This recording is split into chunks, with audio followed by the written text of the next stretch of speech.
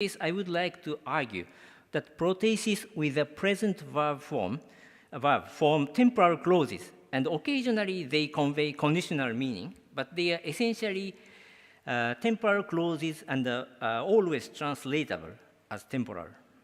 To sum up, conditional clauses of Brahui can be formed from the past, subjunctive, imperfect, and conditional verbs.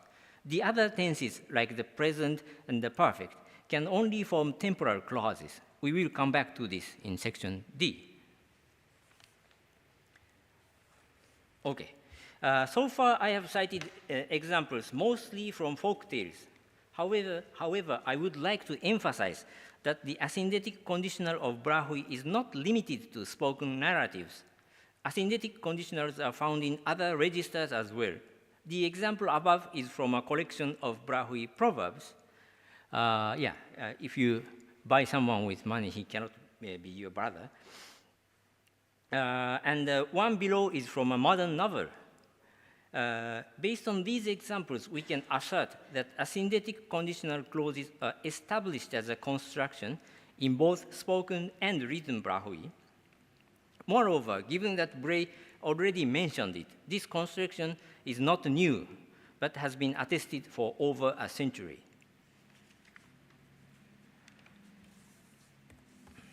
Next section.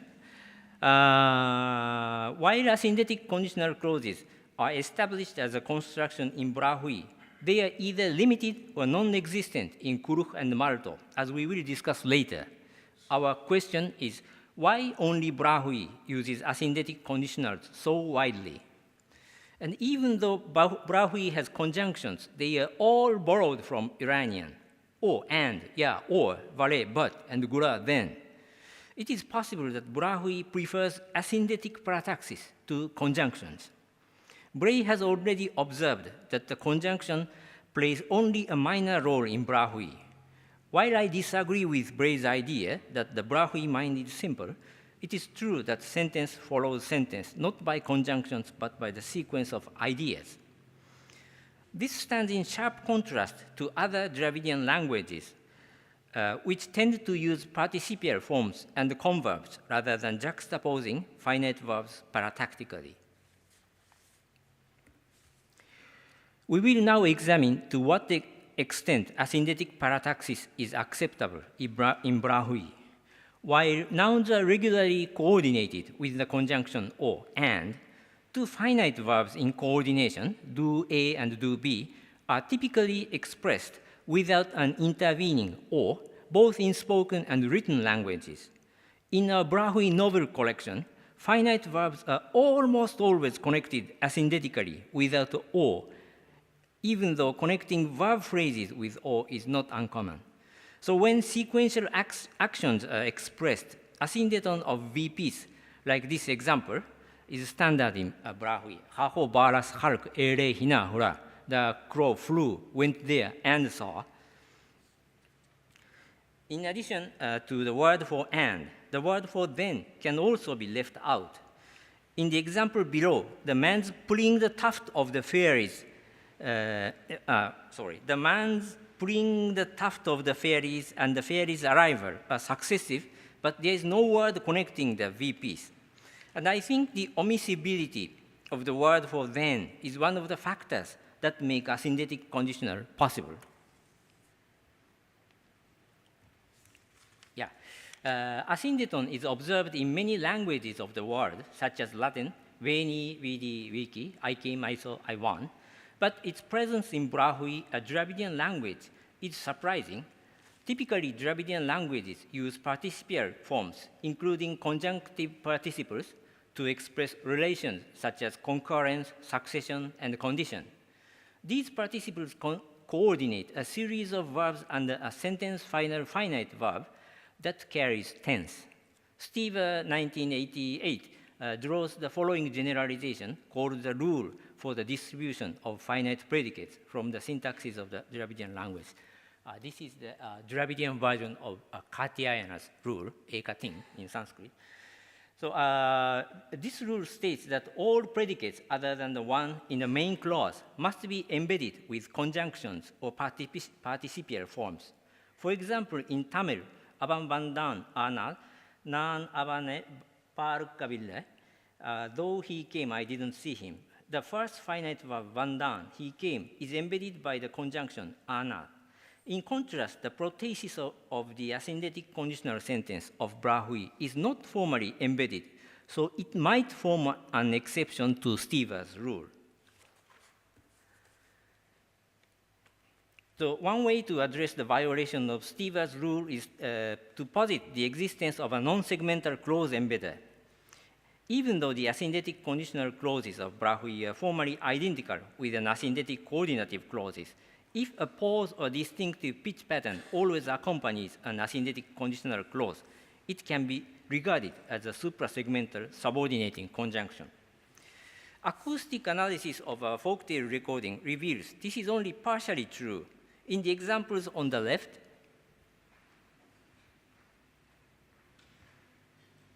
خالدار پا و خالدار کن تو واپار کری زوبون مری تو کنا مری. A high falling pitch is observed in the past verb kare at the end of the prothesis. This suspensive high pitch suggests that the apodosis will follow, serving to disambiguate a conditional clause from a declarative propositional clause. However, a high falling pitch is not obligatory.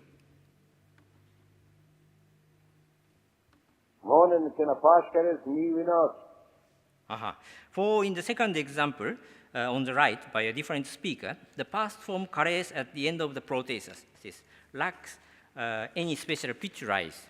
In Liakat's judgment as well, high or falling pitch is not an indispensable marker of the asyndetic conditional clause. We observed that asyndetic parataxis is common or even prevalent in Brahui. A natural question arises, isn't it confused with the serial verb construction? This construction, common in South Asia, involves two or more consecutive verbs juxtaposed with a conjunction. One of the verbs called the vector verb has no or little lexical meaning and signals grammatical function like aspect or benefaction instead. For example, kuruh addo ketcha, the ox died, takes on perfective meaning in addo ketcha kera, with another finite verb, kera, went. Since serial verb construction and asyndetic parataxis are easily confused, they are unlikely to coexist. When we look into consecutive finite verbs in Brahui, the cases of serial verbs are highly limited. One of the few cases is the verb hening, to go, which is used as a vector verb only in the future and signals prospect, as in this example, kattos hinos, you are going to win, yeah, in this example. Okay. We will go to section D. Now we will proceed to the next section where we discuss the origins of the asyndetic conditionals. Cross-linguistically, there are several subtypes in conditional clauses. If we limit our discussion to the proposition of the prothesis, there are two types of propositions, open and potential, also called plain and hypothetical. We can also distinguish suppositions in the past context or in the present or future context. In the Brahui text we surveyed, we found a combination of tenses or moods in conditional and temporal clauses, as illustrated in this table. The tenses or moods in the apodosis can vary. We interpreted that the prothesis with an imperfect verb indicates an open or counterfactual supposition, and the prothesis with a conditional verb indicates a potential supposition, respectively. However, since the supposition in the past inherently contradicts the facts, it is difficult to distinguish between open and potential suppositions in the past. Of the four tense or modal forms found in asyndetic conditionals, both the subjunctive and the conditional denote non-definitive or hypothetical propositions, and the conditional meaning of the clause, conditional reading of the clause directly arises from their modalities, just like the French conditional clause with the conditional verb cited above, vous seriez avec nous. Conversely, the past and the imperfect in the prothesis do not inherently suggest a conditional meaning if there is no word that marks subordination, So we need to examine the possibility of a semantic shift from past tense to supposition. Oh, yeah.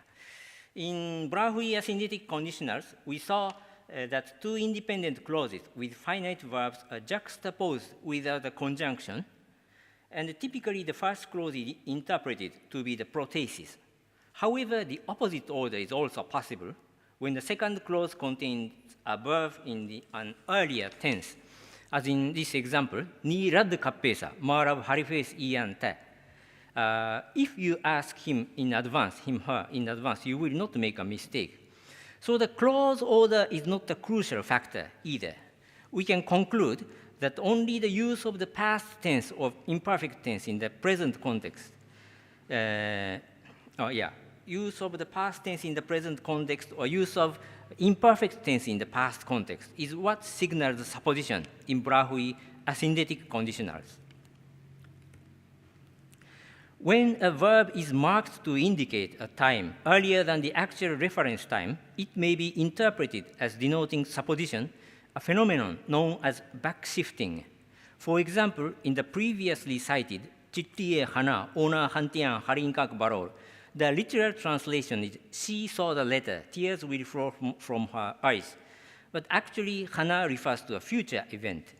Here, the shifting of verb tense to the past, even when referring to a non-past event, signals that the verbal action is suppositional, and then the clause containing it is interpreted as a condition. Backshifting is cross-linguistically common. For example, in French, s'il faisait beau temps, je sortirais. I would go out if the weather is good. The imperfect verb faisait is used in a present context. So as discussed, two clauses A and B are juxtaposed asyndetically. They can be interpreted as either A and B or A then B. If both A and B have verbs in the same tense, as in this example, they seem to be interpreted as coordinative, A and B, which can also be understood as a temporal clause, when A, then B. Now, if A and B have verbs in different tenses, the clause with the earlier tense is interpreted as denoting a condition by backshifting, and A and B are connected with then, resulting in a conditional sentence. In other words, if the tenses of A and B differ, the coordinative interpretation A and B fails, and the sequential interpretation A then B emerges as an alternative. For example, the first example, bastus hogas, you came, you cried, with two past verbs can mean either you came and cried, or when you came, you cried, while bastus hogpes, with the past verb bastus and the negative subjunctive verb hogpes, can only have a conditional meaning, like if you come, don't cry, to a child who insists on coming with the speaker. So what is going on in Brahui asyndetic conditionals is that when two independent clauses with different tenses are uttered in sequence, a conditional connection arises from pragmatic inference if they can be logically linked based on encyclopedic knowledge. The past and the imperfect tenses underwent a semantic extension to epistemic modality and came to signal supposition in addition to time. However, note that conditional clauses with two verbs of the same tense are also possible. This is because a tense can convey multiple meanings. For example, the proverb cited here contains two past verbs, sang ma sanga tatian hina. If a man gets engaged, he's gone from his friends. Yet this is interpreted as a conditional sentence because the past tense can also signify determined future action or event, and hina in the apodosis indeed denotes a decided future event. Curiously, we did not find any example of asyndetic conditional clauses with a perfect or pluperfect verb in our corpus. We tested the acceptability of sentences with perfect verbs in the protasis, but none of them are judged to convey a conditional meaning. For example, this sentence is interpreted as a straightforward coordination of two consecutive events. Jangala giroka stammane, kulpuchate huchane. Thunder has fallen on the jungle. It has burnt all the shrubs. Note here that the perfect inflection of brahui is constructed from a perfect participle ending in n, combined with the present copula, third person singular a in this case. Semantically, the perfect signifies a current state that has resulted from a past action. Similarly, the endings of the pluperfect resemble the past copula and may have originated from the contraction of a participle with the past copula. Conditional clauses with perfect or pluperfect verbs do not exist, probably because the time references of the perfect and the pluperfect are strictly limited to the present and the past times, respectively, and there is no extension to other times or epistemic modalities. Okay. If the present time reference of the perfect is incompatible with the conditional clause, we would anticipate that another tense with present implication, the present progressive, which is periphrastically formed from the infinitive and the copula, would also not appear in the protasis of an asyndetic conditional sentence. This prediction generally holds true, but in this example, which is a saying meaning you need to express your request in order to receive help, both conditional and temporal interpretations seem possible. Chuna holding air, lumma khadde tikta. If or when a baby is crying, the mother will feed it. However, the underlying implication in this example is the inverse of its surface meaning. You cannot receive help unless you express your request. This conditional implication makes the conditional interpretation possible. It is not that the progressive present verb forms an asyndetic conditional clause in this instance, but rather it forms a temporal clause, as other present verbs typically do, which can be interpreted conditionally. De Klerk and Reed also note that English when clauses such as "I'll deliver the goods when you pay me" can carry a conditional connotation.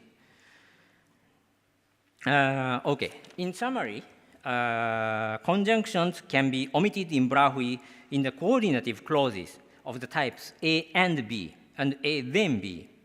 The connection of the two clauses, whether coordinative, temporal, or conditional, is determined by the tense or modality of the verbs. When juxtaposed clauses possess verbs of the same tense, they are typically interpreted as either coordinative or temporal. If only the verb in the first clause, first clause is backshifted to the past or the imperfect, or if it indicates a hypothetical modality like subjunctive or conditional do, the clause is interpreted as conditional by pragmatic inference. Okay, now we go to comparison. In the preceding section, we observed that the asyndetic conditional in brahui arises due to two factors: the semantic extension of the past or the imperfect to signify supposition, and the asyndetic parataxis, which can be interpreted as either coordinative or consecutive, depending on context. In this section, we will evaluate our hypothesis by comparing brahui conditionals with those in two other Northern Dravidian languages, Kurukh and Malto, and with Balochi, the predominant Iranian language spoken in many areas where brahui is found. Okay.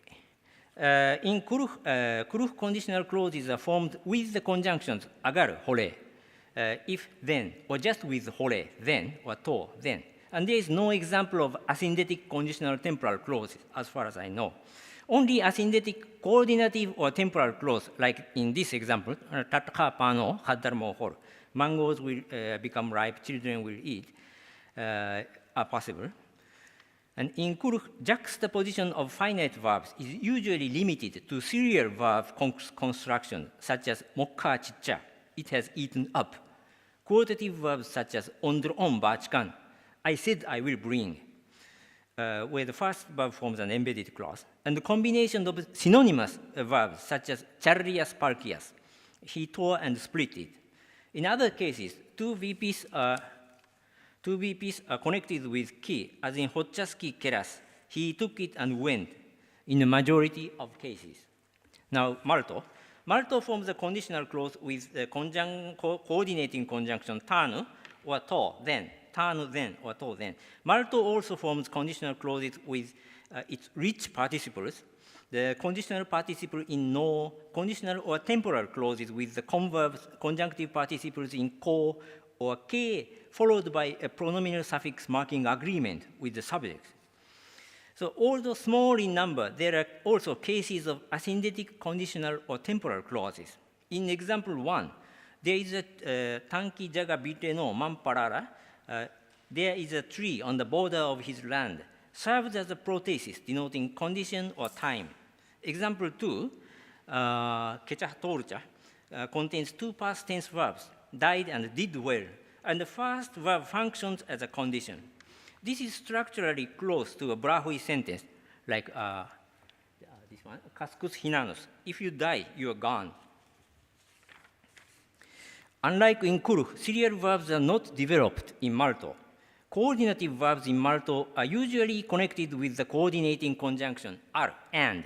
But when the verbs are synonymous or make a contrasting pair, asyndetic sequences are possible, like laptren, nirtren, I will feed and treat. Furthermore, sequential actions or events can also be coordinated asyndetically, as in kakea, posture. He got hens and raised them. Now we go to Balochi.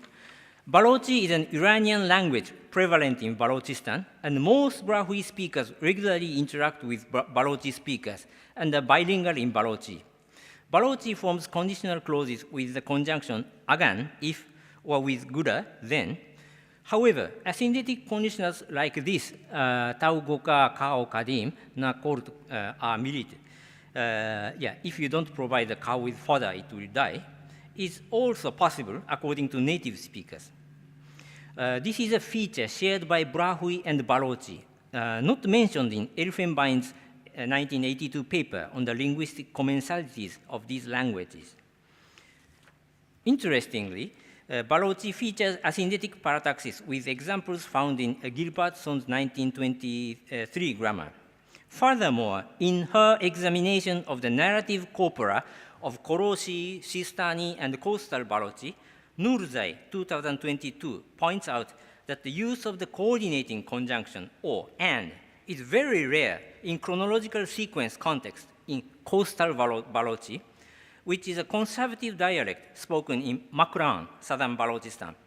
Given the high prestige of coastal Balochi in Balochistan, we can suppose that asyndetic parataxis of consecutive clauses A and B is generally accepted in Balochi. Okay. So in Kuruh, where asyndeton is highly limited, asyndetic conditionals are not possible. In contrast, Malto, which show more instances of asyndeton than Kuruh, has asyndetic conditional, at least marginally. Both Brahui and Balochi extensively allow asyndeton and feature asyndetic conditionals. This suggests, as summarized in the table, a positive correlation between the acceptability of asyndeton and the presence of asyndetic conditionals in the language. In other words, the existence of asyndetic conditional clauses in Brahui can be attributed to the full acceptability of asyndetic parataxis in the language. Okay, it is perhaps no coincidence that both Brahui and Balochi, languages spoken in Balochistan, possess asyndetic conditionals. As Masika pointed out, these languages do not exhibit typical South Asian features such as serial verbs and conjunctive participles. While more shared features need to be identified, these languages might constitute a linguistic area together with other languages of the area. Conclusion. In this paper, we discussed how conditional clauses without conjunctions such as aga, if, are common in Brahui, in contrast to other Dravidian languages like Kuruh and Malto. When the first clause of an asyndetic parataxis contains a verb with a back-shifting tense, namely past and imperfect, or a hypothetical modality, namely subjunctive or conditional, it is interpreted as denoting a condition.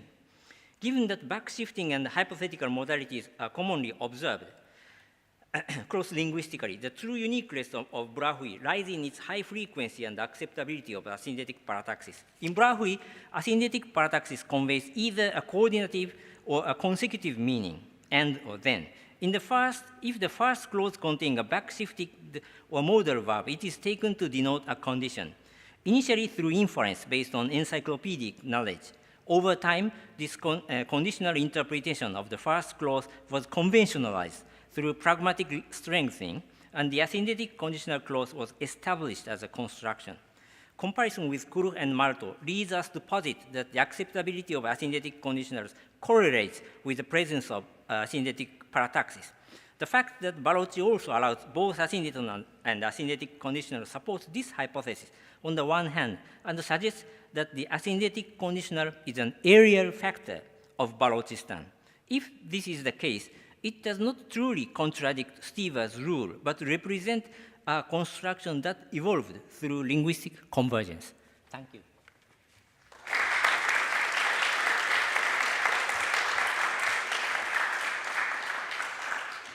Thank you so much for this extremely intriguing paper. Are there any, I suppose there will be many interested, was that, no? Questions, comments, remarks?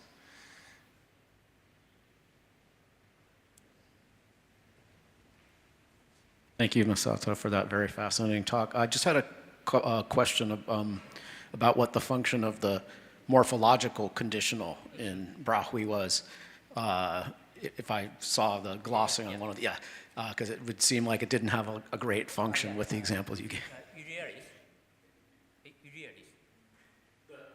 I thought you said that you gave various sort of forms that the verb could appear in, and I thought one of them had like conditional.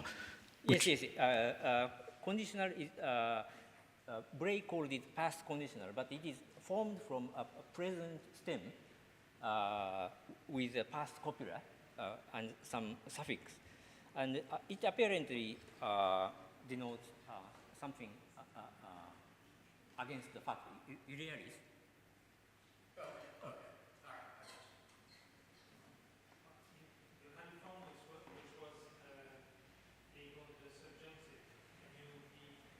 Can you give us more details about the uses of this subjunctive outside conditionals?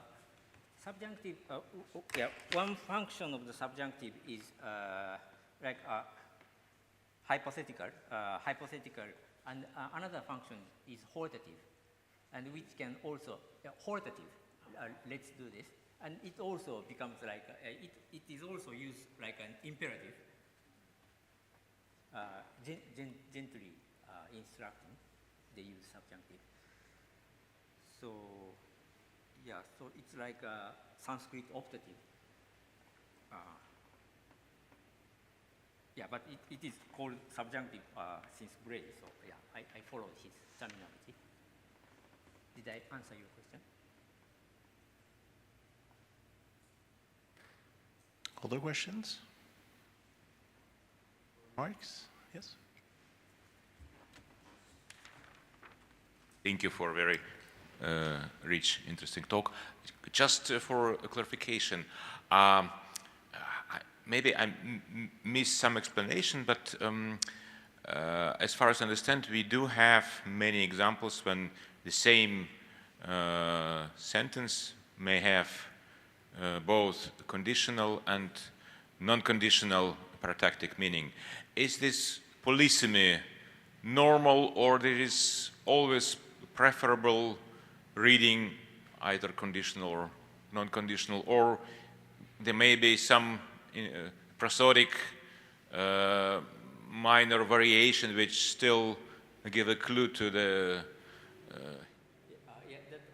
that prosodic hypothesis is, when I talked to my colleague, he immediately said, oh, it must be a suprasegmental. There must be a pitch contour. But Liaquat and I confirmed it is not necessary, although there are sometimes cases where falling pitch accompanies. And when I prepared this text corpus, I first translated and read it to Liaquat. And then when I failed to translate asyndetic conditional, he like stopped 10, 15 seconds, and then said, maybe it's conditional. So they seem to judge it every time by by the context and by their encyclopedic knowledge.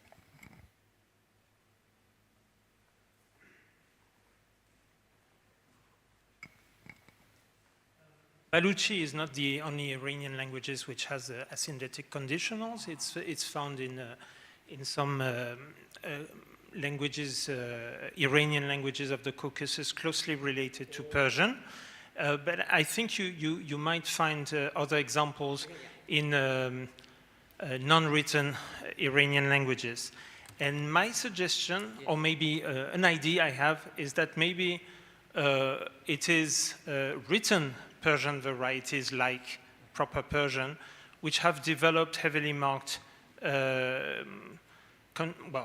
conditionals with conjunctions, and maybe under the influence of Semitic languages, because Aramaic has been the major lingua franca in Old Persian ages, and then, of course, Arabic, which has conditional conjunctions, which are extremely prominent, for instance, in the Quran, because in the Quran you say all the time, if you do something, you will be cursed. So I think agar in Persian could have become so pervasively used as a calque of something which actually was not Iranian originally. Yeah, thank you. It is actually I'm most afraid of. When I scanned through the grammars of the Dravidian languages, I found no example.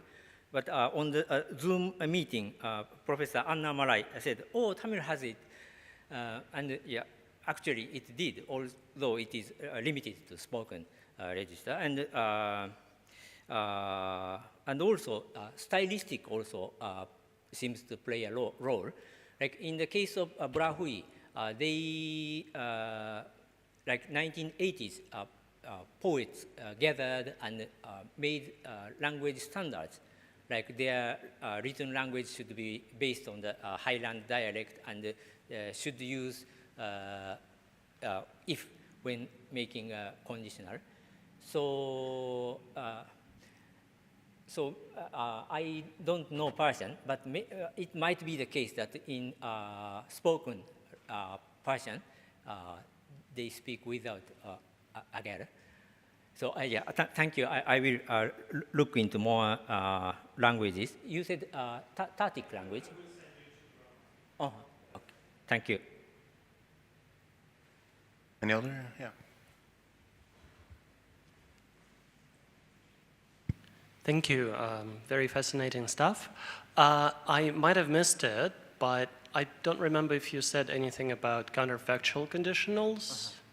And I guess specifically the reason I bring this up is because of those backshifting examples with the past tense.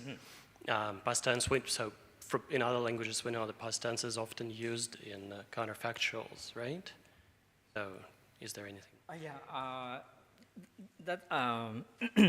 I still don't have a convincing answer, but yeah. This example with imperfect verb,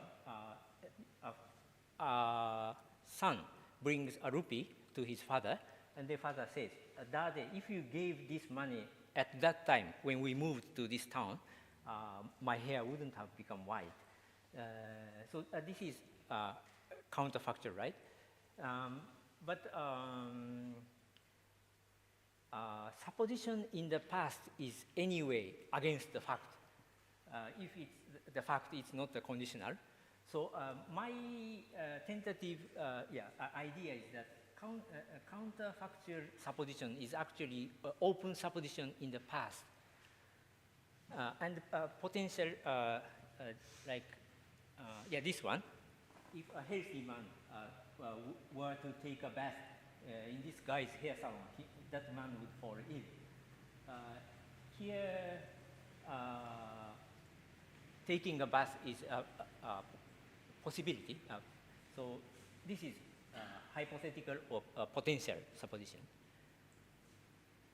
I'm not sure if I'm right, but that's what I think now. Thank you. Other remarks or comments?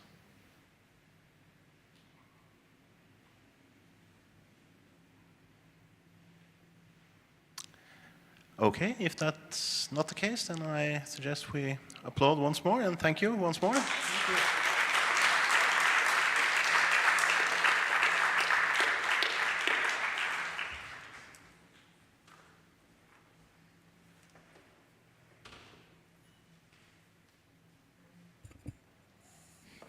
Hi. During the break, we will leave a paper here, and you can sign up for tomorrow excursion if you want. So yeah, you will find it during the coffee break. Thank you.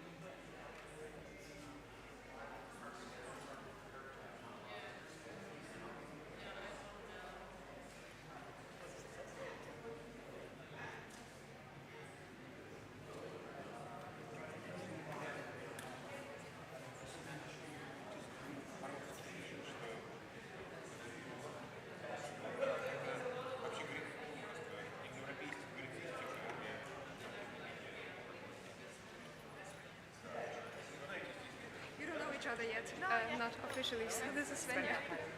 I was in call for a while, but we haven't met. Yeah.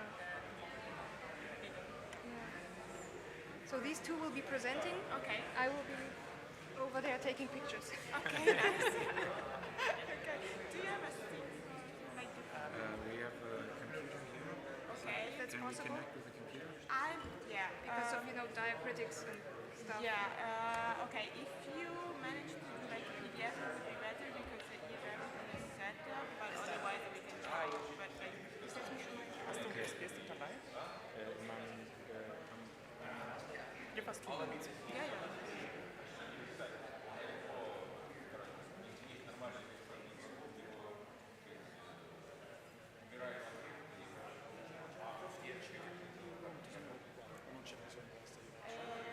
C'era da qualche parte, ma non so. Se vuoi dei fogni te li do.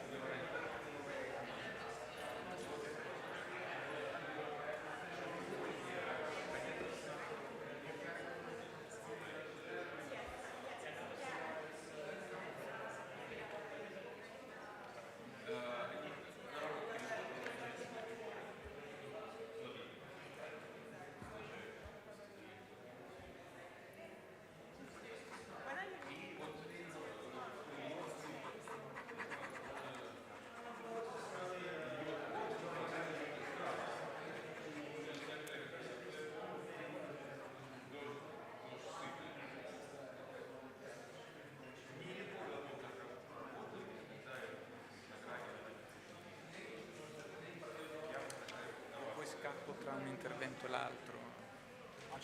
Ascolto giusto l'ultimo su Kushan e forse ascolto così.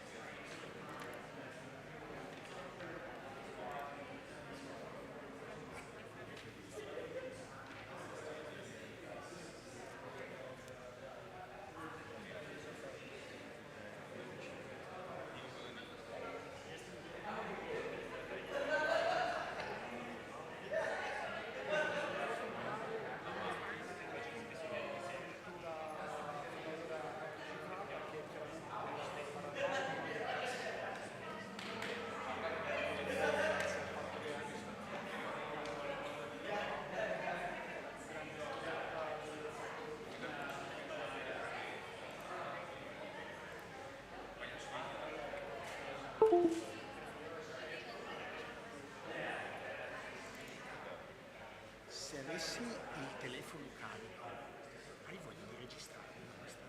Sì, sentiamo se posso registrare. Ah, no, se, Beh, scusa, faccio partire. se voglio.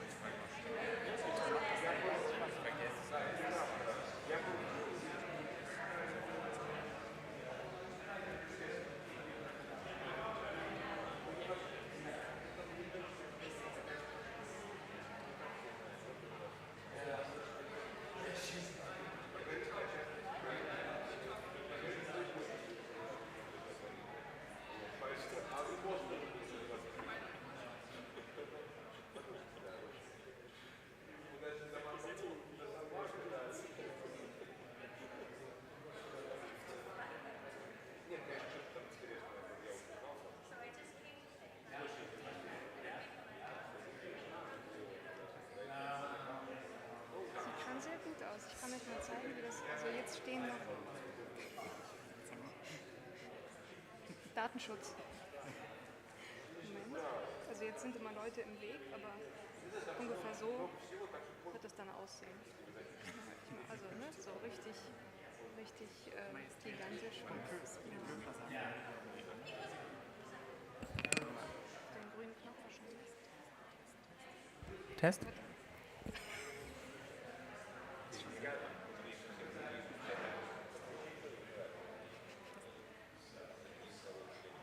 Jetzt noch über irgendwen ablässt.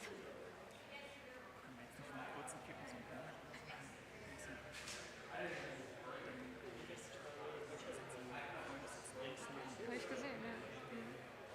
Der wird offenbar die Zeit ansagen. Er hat diese Zeitschildchen eben gehabt. Ich weiß nicht, ob er sie abgegeben hat, aber er hatte sie gerade in der Hand. Ganz cool bleiben. Ich gehe mal und setze mich wieder.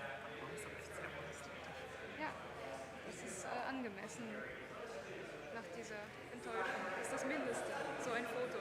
Dieses Foto stellen wir dann bei dem Uni-Magazin auch noch mit dazu von euch beiden in diesem Saal. Und irgendwie Die VW-Stiftung hat das Vorhaben der Gruppe nicht gefördert.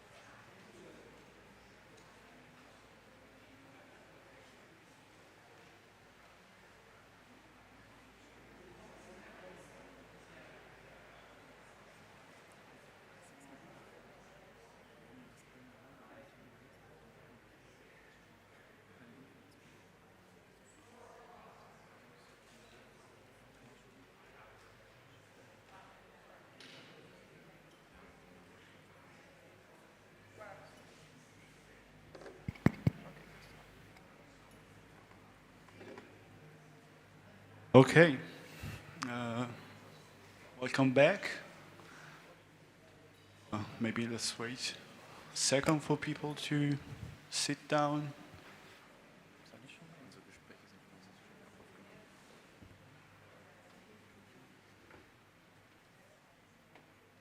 Okay, I have the pleasure and the honor to introduce the next speakers. Svenja Bollmann, Jakob Halfmann, and Natalie Korosbov. Okay, sorry. Yeah, whose work probably you've read about, since their work is one of the most important contributions in the field, I would say, at least historical linguistics and philology in the last year, certainly for the study of Central Asian languages. So I'm literally thrilled to hear your talk. So let's give them a round of applause. And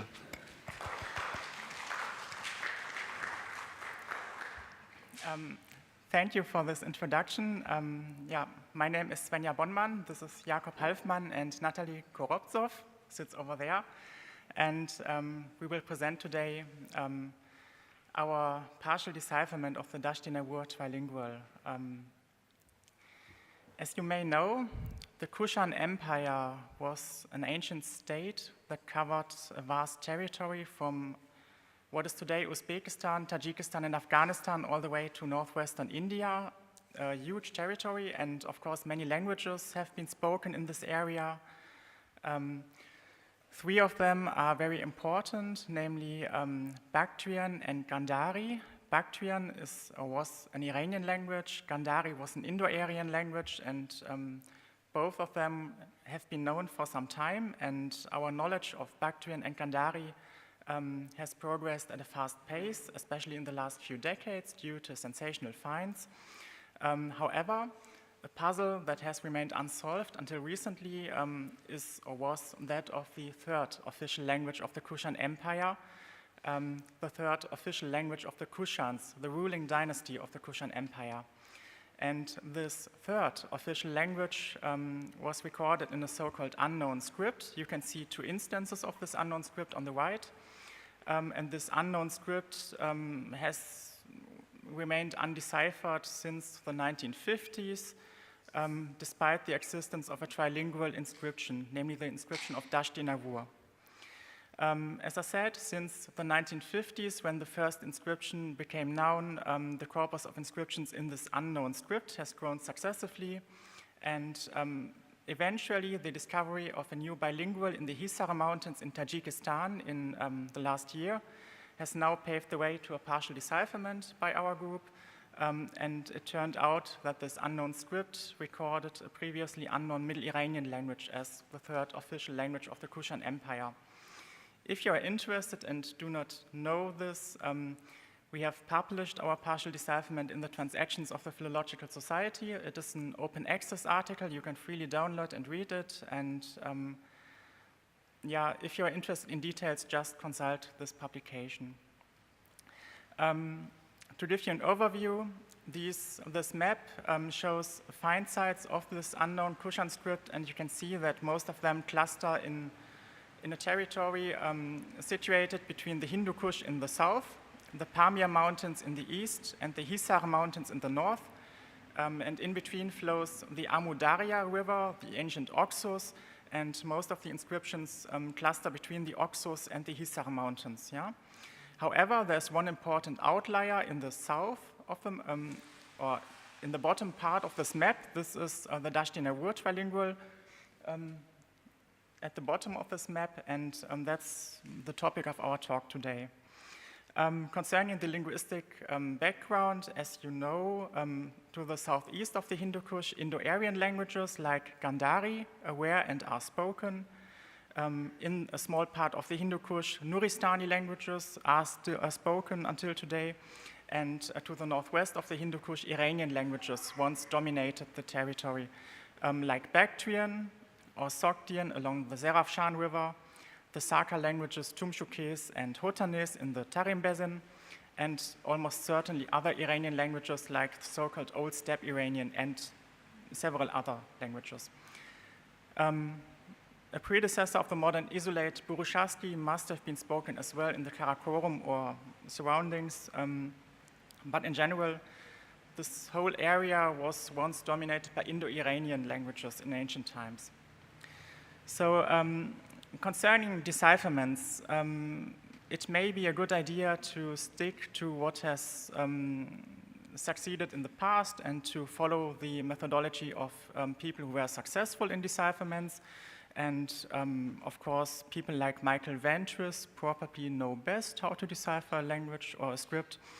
Michael Ventris once deciphered the Linear B script of the Eastern Mediterranean, and Ventris once stated that in the process of decipherment, each operation needs to be planned in 3 phases. First comes an exhaustive analysis of the science words and contexts and all available inscriptions, designed to extract every possible clue as to the spelling system, meaning, and language structure.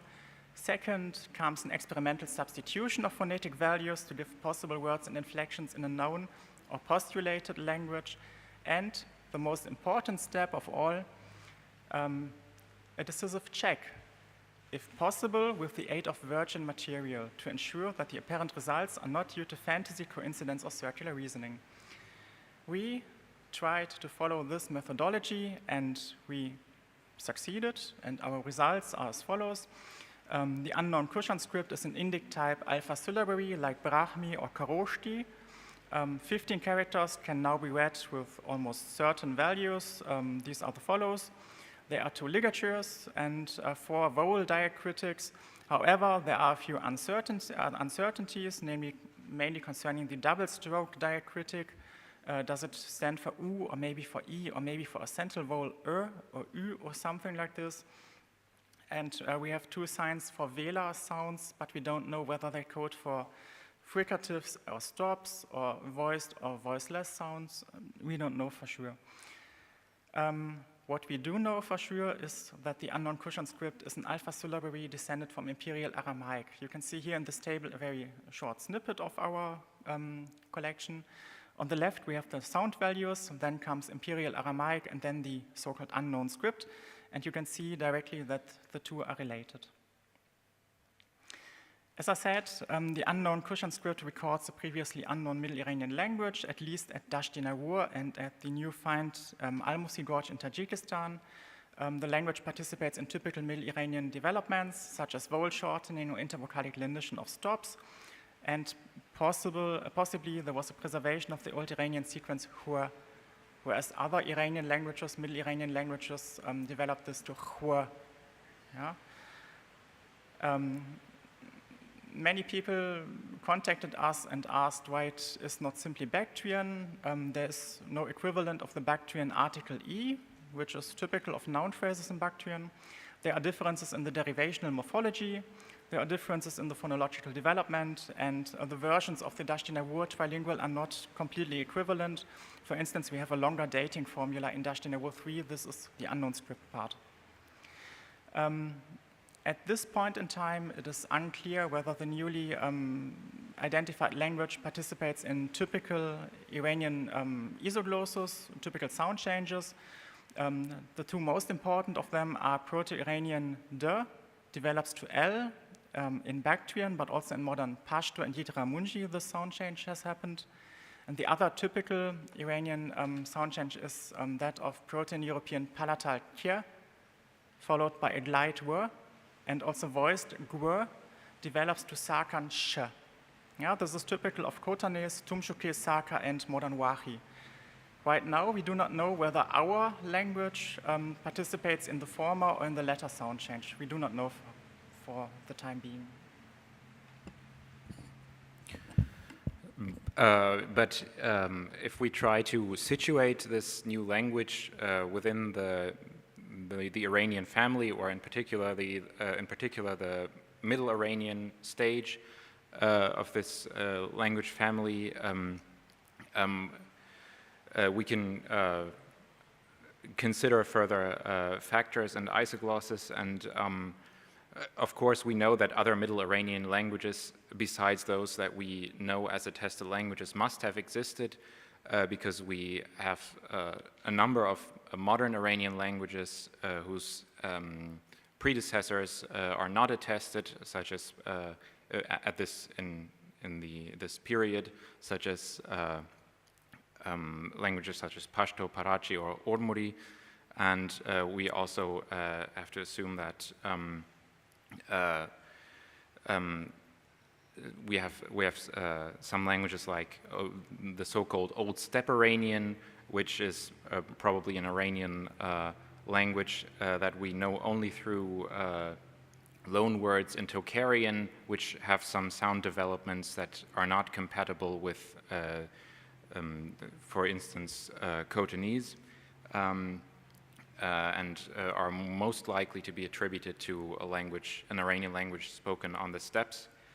And our options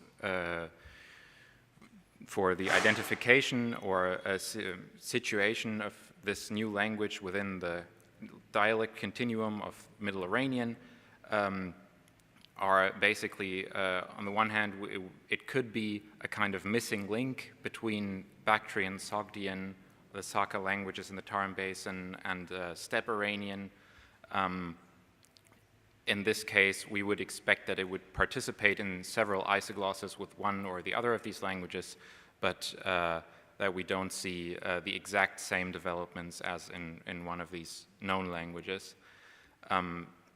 If this is what we find in the end, this would point to an interpretation that this might have been the native language of northern Bactria, which is areally, geographically in between these other language territories. And in that case, this could be a secondarily adopted language of the, so this is, behind this hypothesis is another hypothesis that this might be the language of the ruling clan, the Kushans, who we know from Chinese sources probably came from a nomadic population that immigrated from further to the east, called in the Chinese sources the Da Yue Zhi. So if we find this sort of middle position linguistically, then we could probably assume that this is a secondarily adopted language of the Kushans from this territory. The second option is that it would be a language that this population brought with them to Bactria, and in that case we would expect more affinities with the Sakan languages and perhaps this elusive Old Steppe Iranian that we know from loanwords in Tocharian. Yes, and this would fit with this, the homeland of the Yuezhi according to the Chinese sources in the province of Gansu. We have suggested for the time being a preliminary name, Etio-Tocharian, which is a bit confusing but also fitting name. It's a name that is already established in the scientific discourse since the article of Maric on the first found Bactrian inscription. At that time, Maric proposed it as a name for Bactrian, but it was rejected in its application for Bactrian, but scholars at the time said it would be appropriate as a name for the genuine Tocharoi, the Tocharoi that we know from the Greek sources and that are also attested as Tochwara in Bactrian or in Tchorak in Sogdian and so on.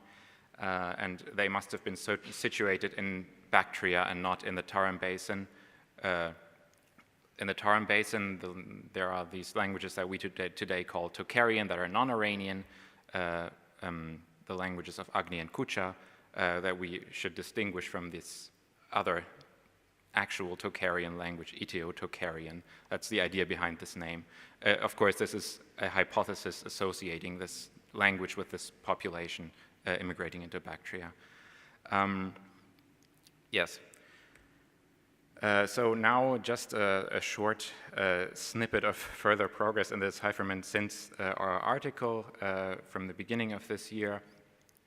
We also took a look at the Bactrian parallel text once again. In our original article, we only worked with the sequence of titles because this was the section of the Bactrian text that was readable with most confidence. And but now we also have a reading of a part of the remaining text, and here we read, for example, sentences like, this he fully sacrificed, and he worshipped the gods, and the people, unclear, unclear, drank the wine, something of this sort.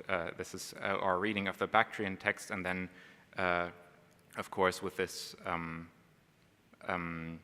Bactrian parallel, we can try to find out more again in the Etio-Tocharian text.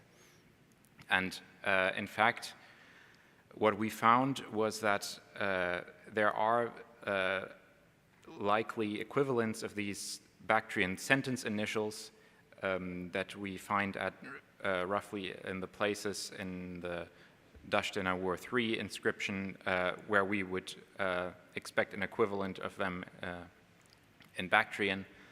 And we can read here actually as an equivalent of, for example, tideia in Bactrian, this, he, which is a demonstrative with an enclitic pronoun ea.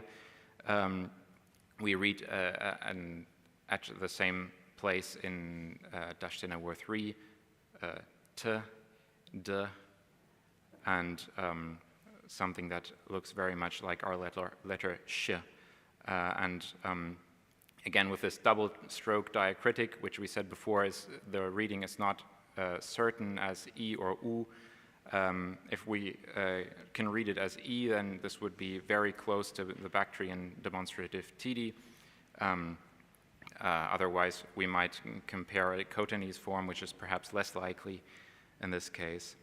And at the same time, we find another such sentence initial again with the characters, the vowel bearer, and then a t, and again with the double stroke diacritic, and again here a sh follows, and this seems to imply to us that there may be an enclitic pronoun sh used in this language, which we know from some Iranian languages, but not from all. Notably, we do not know this enclitic pronoun from Bactrian, but it is attested in Sogdian and in Western Iranian, Middle Persian, and Parthian. And so this might say something about the affiliation of this language within the Iranian family. For the sentence about the worship of gods, we also find a relatively clear passage that seems to correspond. What helps here is that the unknown script or the newly deciphered script has these word dividers that we find in between sections of text that it seems to separate mostly words. And at the beginning we see a n, which is compatible with the ending of bagana, what we would expect for the gods, and then possibly our first verb form in this language, which would be these three characters. And this would be an equivalent of Bactrian spachte, which means worshipped or served. And so our hypothesis for this character, which we have not deciphered yet, would then be that this could be could stand for p, which is still missing from the phonological system in our decipherment, so that would fit quite well. In that case, we would have a word something like spati, perhaps, and this would imply, if this reading is correct, that we have a development of this palatal plus dental t, leading to the simple consonant t in this language. A development like this we also see in Khwarezmian and partially in Wahi, partially also in Bactrian, but in this case the Bactrian equivalent has the spachto with a different particular development of this cluster tuchte and further tuchte. So this would be a past tense from Indo-Iranian ta participle, which is common in Middle Iranian, wouldn't be too surprising and wouldn't really say much about the affiliation of the language, but our first verb form, that's interesting in itself. And again, we have the same equivalent of uti that we saw before, as ati apparently, and possibly an equivalent of the word karan, people or soldiers, in the oblique plural in Bactrian. And here, interestingly and confusingly, we find our second velar, K2, and this actually does not solve the problem as to the phonological or the phonetic identity of the sound. We could possibly also, yes, I need to come to the conclusion, but possibly there may be the beginning of the word for wine here without the typical Bactrian rounding umlaut, but this is very uncertain. The conclusion is maybe not so satisfying. The position of this new language is still mostly unclear, but we now have a little more evidence for isoglosses shared with other Middle Iranian languages against Bactrian, but we have to say both options are still possible. A native language of northern Bactria, secondarily adopted by the immigrant Kushans perhaps, or a steppe language brought from the eastern steppes. Thank you.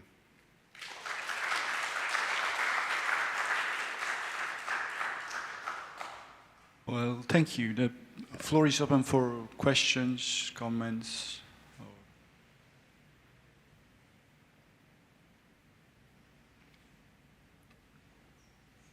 The thought maybe that's a uvular versus velar distinction, since they, even though it's predictable, maybe adjacent to a back vowel, they do that in the Turkic runic inscriptions, further to the east, but influenced by the same writing traditions ultimately. Yes, well, we would not usually expect there to be a contrast of velar versus uvular plosives in an Iranian language. As is, uvulars appear in some new Iranian languages, but mostly as a result of Turkic and Arabic influence, so we would not expect this at this stage, but who knows, because this is an unknown language. But yeah, we will have to wait for further evidence.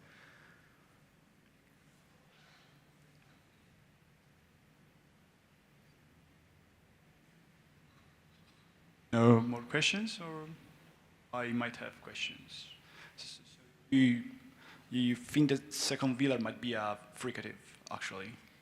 This is one possible option. We don't know for sure. It could be a contrast between a fricative and a stop, or a contrast between a voiced stop and a voiceless stop.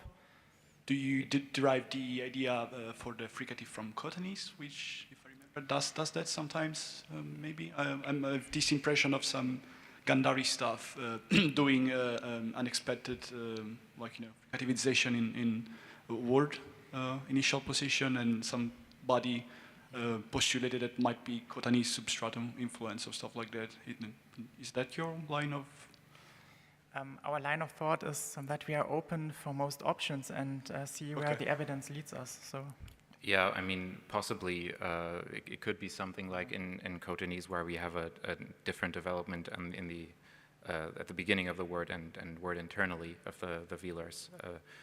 But the problem, or one part of the problem, is that we have also one voiced velar that appears in the word for God, for example. That's Proto-Iranian baga. This could be a r or a g, theoretically. And then we have these two other velars that we cannot really place yet in how they fit into the system. So you have some evidence for the fricative with the word for God there? There's no evidence in the script itself that it is a fricative. Okay. Yeah. Okay, that makes sense. Thank you. Just a short question. When talking about old steppe Iranian, you are talking about something like Scythian Iranian, or it's you are using this term? In ancient times, the vast Eurasian steppe was populated by Iranian-speaking tribes, inter alia, and this is a huge territory, and Scythian is a cover term for probably many different Iranian languages. The so-called Old Steppe Iranian, which is only known from loanwords in so-called Tocharian languages, does in a few ways differ from Alanic or modern Ossetic. So this means that it is not identical with other languages originating in the steppe. This is just one of several possible Iranian languages in ancient times spoken on the steppe. This Old Steppe Iranian is not identical with Scythian in general sense. It is one of many Scythian languages. Well, there is still some time, so do you guys have questions? Otherwise, I will keep asking questions if you don't mind it. No? Well, beg your pardon if I misunderstood something. So you guys are also doing some advancement in the decipherment of the Bactrian parallel, right? Mm-hmm. And looking for what I read today, it does seem like standard Bactrian. And did you have any comments on that? Like, it seems like fair Bactrian kind of you find in Rabatak or Surkotal. Dashtinagor 1 and 2 are just plain Bactrian. There's nothing special about this. Yeah, Dashtinagor 2, there's nothing is readable of Dashtinagor 2, but yes, I mean, it's very likely that that's also just Bactrian, yeah. Yeah, just, you probably already said this 3 times, but you really don't have any preference regarding the, 2 options, like, not even linguistically, historically, or whatever, like, I think a good scientist should not have any prejudices or biases. So. Yeah, you're right. It would be more fun if it came from China. Yeah, it would be more fun. Indeed, that's like, I'm pretty sure somebody, tried to make speculations on the linguistic affiliation of the UEGs on the basis of the Chinese, let's say, transcriptions of the putative local names. Have you guys thought about looking into that? I mean, it's a mess, and I don't know if it's worth your time, but... You mean the Chinese word itself, the name? The name of the... Yeah. I think there's something about the other clans, isn't it, beside Kushans, or isn't... I mean, like Gui Shang, of course, but that doesn't tell you anything, but it should be something else. But maybe I'm just... Yeah, that might be worth looking at, the names of the clans, yeah. For the name Yuezhi itself, it's very hard to tell and anything from that, because the first syllable, it would have, in the reconstructed Chinese pronunciation of the time, it would have started with a velar nasal, so this doesn't look very Iranian. But then the Chinese phonology is always this extreme filter on the original phonology of the name. So, yeah, but we don't have any ideas of what to do with this name. These last interactions inspired you for other questions, or otherwise, I think we can say thank you again for the super fascinating talks. Thank you very much. And we move to the next speaker. We stay in Indo-Europe, but we move back to India. And we have a talk from Zhang Chunzhi from UCLA on Vedic. Let's give him an applause as well.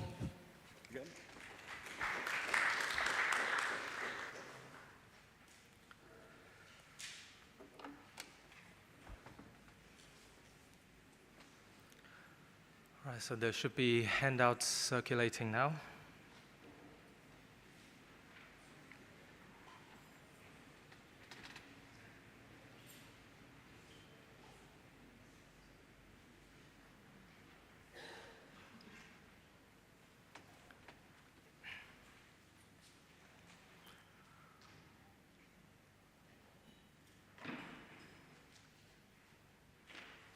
All right, so I'm afraid my talk is nowhere as exciting as the decipherment of a new language, but I hope it's still of some interest to some of our audience here.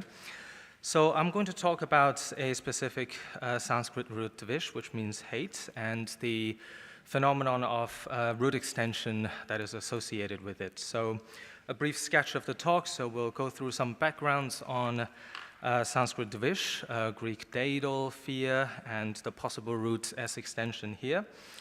In the next section, we will explore the semantic connection between dvish and the base root, that is the non-extended root dvi, which of course meaning two or double, and see if we can connect the two roots and bridge the semantic gap. In the next section, we'll try to offer a morphological explanation of the S extension, which is of course the hard part of the talk, of the project, but I'll try to offer a coherent explanation. And lastly, we'll summarize and make some final notes. So, section 1, introduction. So, connection between Sanskrit dvish, hate, and Greek daedal has been recognized since Vajrapakoni in his dictionary, although the formal and semantic connection between the two is still obscure. So the reconstruction of these roots, so not just the Sanskrit and the Greek was, but there are a few other cognates as well, under a base root dvei as accepted in most modern handbooks. For example, in Baker's and Meyerhofer's etymological dictionary, in LIV, although they're all sort of stated in somewhat vague terms. So the semantic relationship between dvish and the base root dvi has not been looked into details, and the origins of the S enlargement here in dvish is also debated. So I'll mention very briefly two recent proposals, one of which we will look at in more details later on. One is Cohen 2017. He suggests the S originates from a univerbation of earlier compounds based on the root meaning stand, right? So stech and marks telicity. But this works poorly for some of the Indo-Iranian data, including dvish that we're looking at today, which is patently atelic. Lubotsky, 2018, recognized this co-occurrence of S extension and D extension, but he remains agnostic towards the origins of these formations. So the aims of the paper, one is to establish a semantic cognacy between dvish and dvei, by close examination of the relevant Rig Vedic passages, and second, to offer a morphological explanation of the S extension here based on a sort of denominal root extension processes. So moving on to section 2, we're looking at the semantic affinity of dvish and dvi in the Rig Veda. So similar semantic investigation has already been made on the Greek side, where Greek daedal, fear, has been shown quite convincingly, I think, by Bomanis to be semantically linked with the word meaning two, or the root meaning two, via sort of semantic intermediate stage doye, so meaning something like doubt or perplexity. And this is very well illustrated in Iliad 9, where the sort of semantic proximity of these two words are also supported by the actual proximity in the verse. So it goes, but foreseeing a great disaster, Zeus nurtured one we fear. It is in doubt whether we will save or lose the benched ships. So Bomani's idea here is that the starting point is the meaning two, or twofold, or double. And from that, if you think about if something is twofold or has two appearances or can go both ways, then the idea of doubt or confusion can be entailed.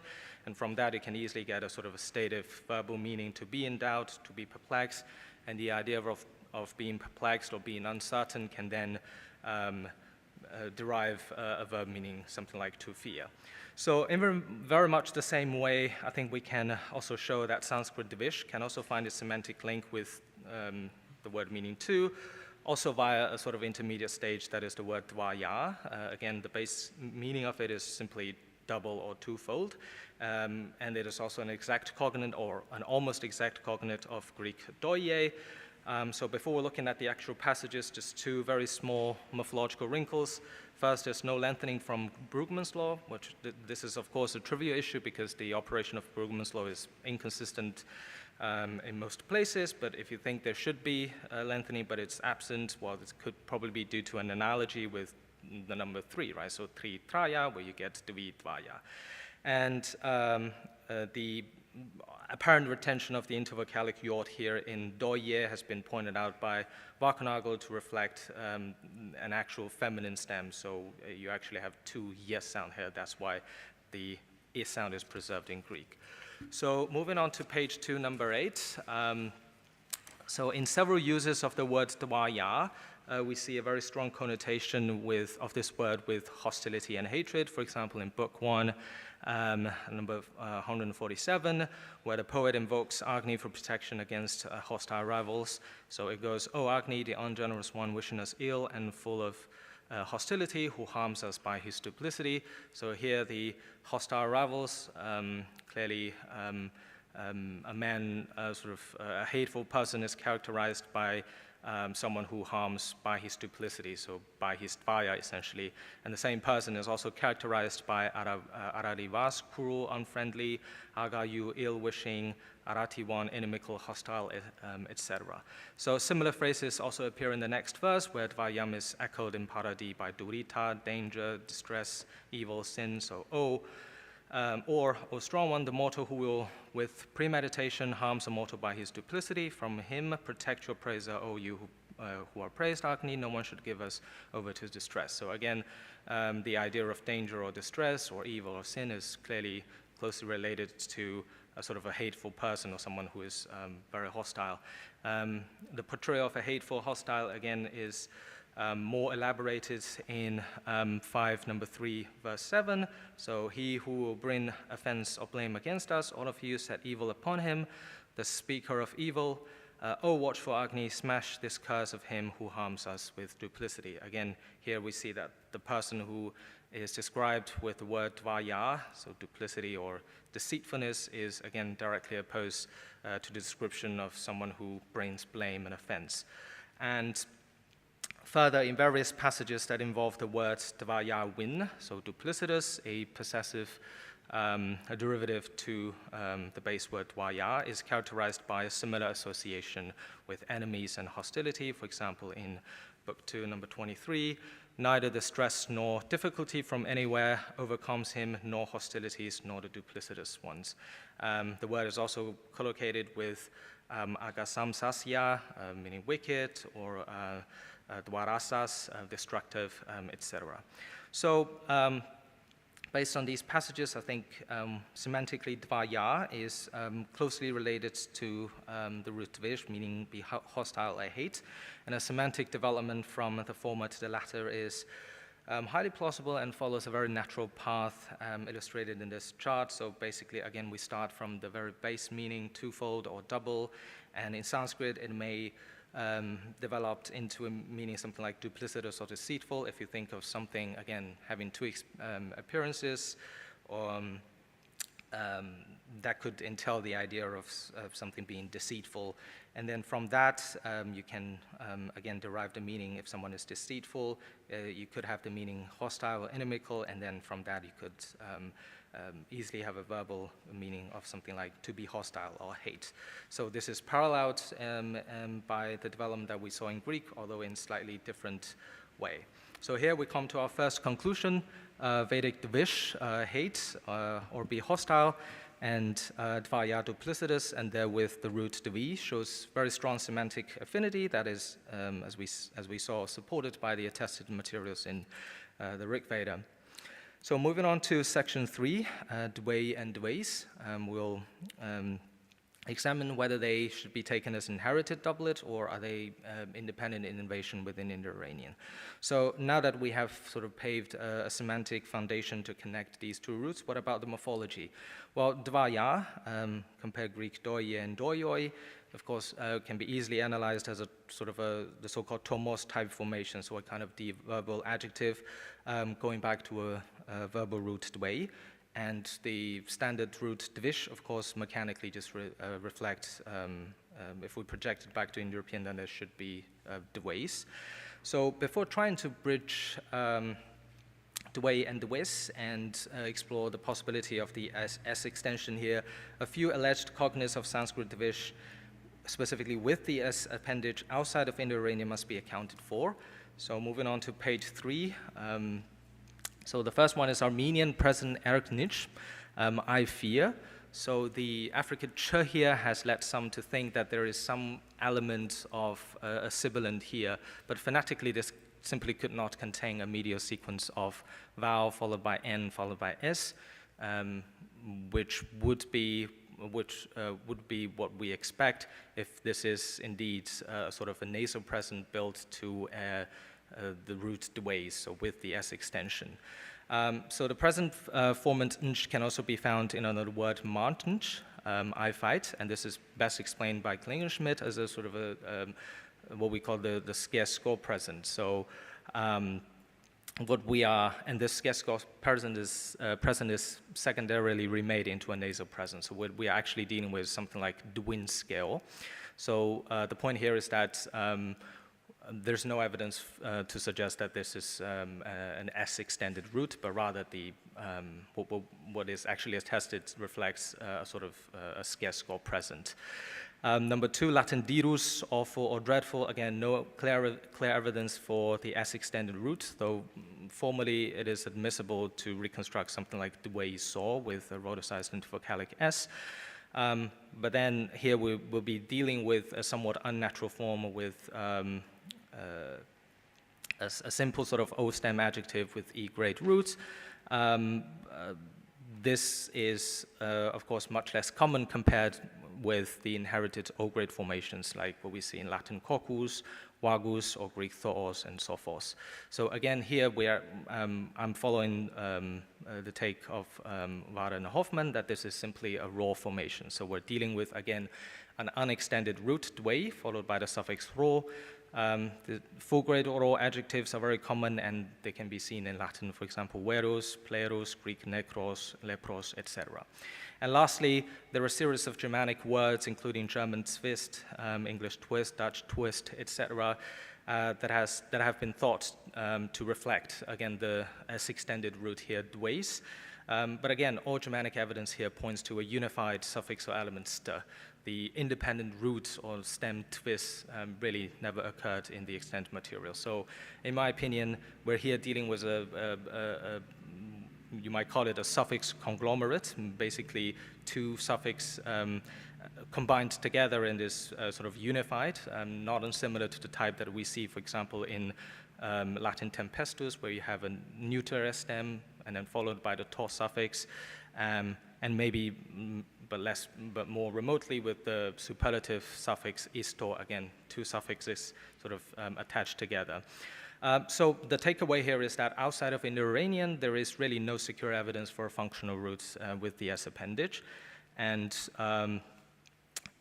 so moving on to 16, on the Indo-Iranian side, on the other hand, we do have robust evidence for both extended and the non-extended roots. So for the extended root with S extension, of course, we have the standard roots in Vedic, dvishti, the finite verbal forms, the root noun dvish, sort of tor or tar adjective, dvishta, hated. And then on the Iranian side as well, we have davishanti, they hate, etc. On the unextended, so the base root without the S, in Vedic, as we have already seen, we have dvaya, originally meaning twofold, but can also mean something like duplicitous. And in Vedic, we also have the hapax advayantam, which is often overlooked, meaning unduplicitous or undeceitful, and it can very well be taken as a participial form to a verbal root dvi, even though this root doesn't have any verbal forms otherwise. And we have evidence for the unextended root form in Older Western as well. So within Indo-Iranian, both roots are tested, although Dvai clearly, without the S extension, clearly a relic formation. So now we come to our second conclusion, that is the S extension has no secure comparanda elsewhere, and therefore it must be considered an Indo-Iranian innovation that ultimately ousted the non-extended variant of the root. So moving on to page 4, section 4 as well. So from Dvai to Dvais, here we try to offer a morphological account of the S extension. So in 18, we'll first very briefly look at some of the previous attempts to explain the S appendage or S extension, if you like, in Dvish and also in other ostensibly S extended roots across Indo-European. So Dunkel 1981 asserts that the facultative adverbial s, as he call it, accounts for the seemingly root extension as well. So he's talking about the adverbial dvish, meaning twice, and for him, you can simply sort of create or derive a verbal root meaning hate or fear from the adverbial dvis. But how? This is a very difficult process. The semantics are difficult. The adverbial dvis, as far as I know, is never associated with fear or hostility, and such the adverbial roots are rare if they exist at all, other than this one alleged example.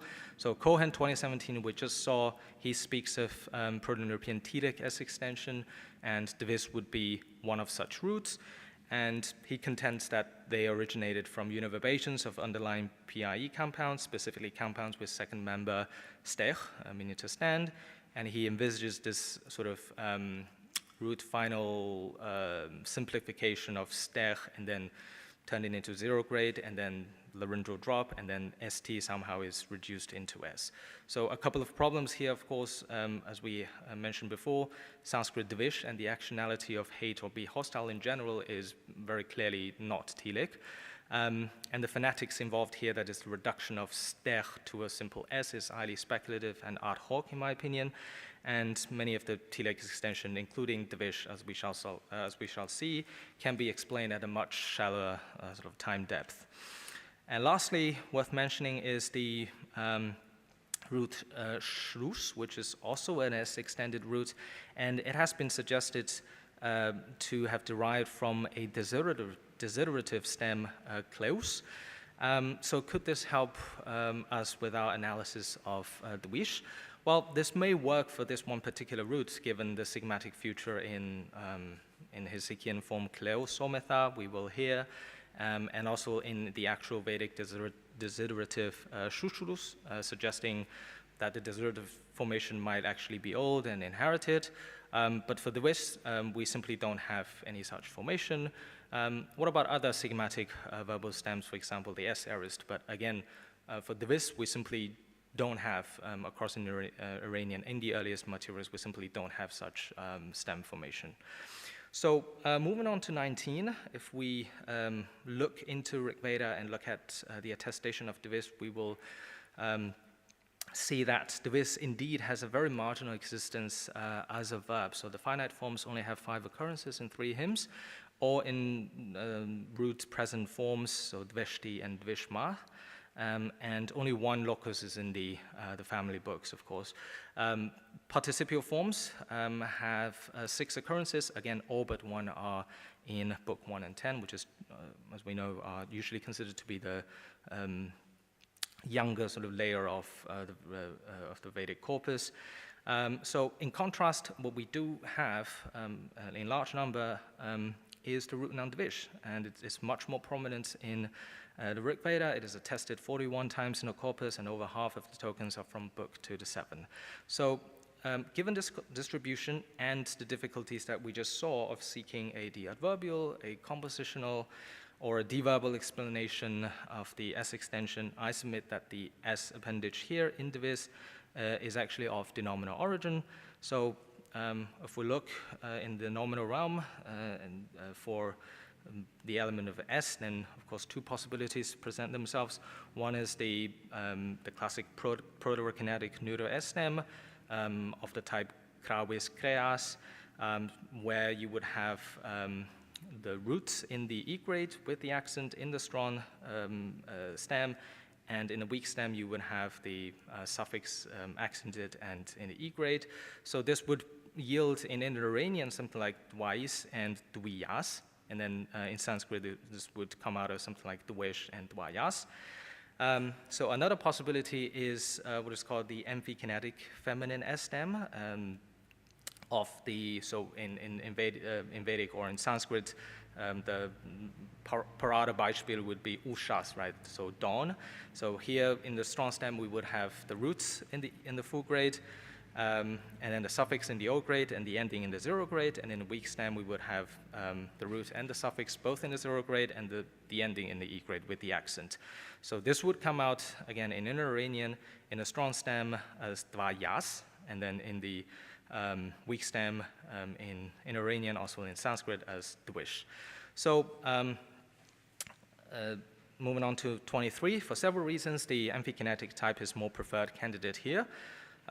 Firstly, the inherited stem variation of neuter stems in Sanskrit is usually leveled in favor of full-grade root, right, as we see in these, in the canonical kind of neuter stems like shravas or tapas. We never saw the root in the zero grade. So that entails that there would be no paradigmatic overlap with the attested root noun dvish. On the other hand, inherited stem variation of feminine S stem in Sanskrit usually leveled in favor of the zero grade stem, as we see, for example, in the word for ushas, right? In the strong stem, and both in the strong stem and the weak stem, the root is in the zero grade. So the stem with the zero grade root and the suffix, that is dwis, would then align with the attested forms of what is synchronically a root noun, dvish. So moving on to page 5, number 24. So weak stem forms, including the oblique cases, and of course in Sanskrit also the acoustic plural, thus provide a pivotal point for the reanalysis of the original amphikinetic noun as a root noun to happen. So what happened is, so in these case forms where weak stem is used, for example, genitive, ablative, singular, in Proto-European you will have something, or let's say pre-Proto-Indo-Iranian, you will have something like dvisis, and then this would come out in Vedic as dvishas, and this is exactly what we find in the attested materials. So the claim here is that this form is reanalyzed. So originally it should be root dvi plus the zero grade stem, zero grade suffix sh, and then the ending as. This is reanalyzed as a root noun, so dvishas. Similarly, acoustic plural, and then genitive plural, dvisam, again, originally this should contain zero grade root plus zero grade suffix, and then full grade ending, but then this is, in Vedic, this is reanalyzed as a root noun, so dvish plus the ending am. Also noteworthy is all but one of all attested form of dvis correspond to one of the weak stem forms of the hypothesized amphikinetic S stem noun, which lends further support to what we are proposing here. So the chain of development of dvei and dvis in Iranian can be envisaged as follows. So we start again from the base. Okay, we start again from the base root dvei, which means again twofold. And maybe already with the meaning duplicitous or deceitful, and then amphikinetic S stem noun built to the base root with the stem variation of dvei yos, and then dvis with the accent on the ending. So weak stem dvis either generalized or become the dominant stem variant by token frequency, as we saw in 24 and 25. And weak stem forms of the original amphikinetic S stem is then reanalyzed as a root noun, as shown in 24. And once it is reanalyzed as root noun, then verbal forms can be derived from this root noun paradigm, and then the creation of a new sort of root is then completed. So this is all very well, but do we have any parallel? Well, we do. So this type of denominal root S extension can find an exact parallel within the history of Sanskrit, namely Bhish, next to the unextended root Bhi. So this is not my idea, so I'm just following Goto here. This has been suggested that the S extended root is derived from, again, an archaic amphikinetic S stem noun. And in this case, we do actually have the stem variation here. So strong stem Bheyos preserved certainly in Bhiyas sphere with the zero grade root generalized. Maybe also in this compound form Bhayasta, dangerous place, if you think the first member is Bhayas, and then the weak stem is, of course, preserved in Vedic instrumental form Bhisha, and this, the new S extended root is built upon it. So here we come to our final conclusion. The S extension in Dvish originates from reanalysis of the weak stem form of an older amphikinetic S stem, feminine noun Dveyos Dvis, and this is supported by first the relative prominence of the root noun Dvish in contrast with the marginal status of the verbal stem, verbal forms of the root in Rig Veda, and this is also supported by the parallel example of such nominal root extension within the history of Sanskrit. So finally, I'll quickly summarize. So in this paper, we have examined the use of the YR and show that it's semantically closely related to the meaning of the wish, hate. And I've argued that there is no support for an S-extended root outside of Indo-Iranian, and it must be an Indo-Iranian innovation. And I proposed a denominal explanation for the S extension based on old feminine S stem. There are some known issues or some further points to be investigated. First is that, of course, there were no direct evidence for the strong stem of the hypothesized amphikinetic S stem, unlike the case of Briche, as we just saw. And one also needs to consider the fact that amphikinetic nouns are rare across Indo-European, and they are most certainly a sort of a relic formation. And the second point here, on the Greek side, we do have the word deos, which would structurally reflect the way yours, but there it is a neuter S stem, not an animate S stem. So again, this would not directly support what I am proposing here. And since I'm running out of time, I'll just mention very briefly the last point on page 6. That is the possible effect of root contamination. I think further investigation is in order, but it could have certainly facilitated the process. For example, from the influence of roots like tvish, which means to be violently agitated or troubled. It has a very similar semantics, and it is the root shape or the phonetic shape of these two roots are very similar. And we have such root contamination between roots on Proto-European level as well. All right, thank you.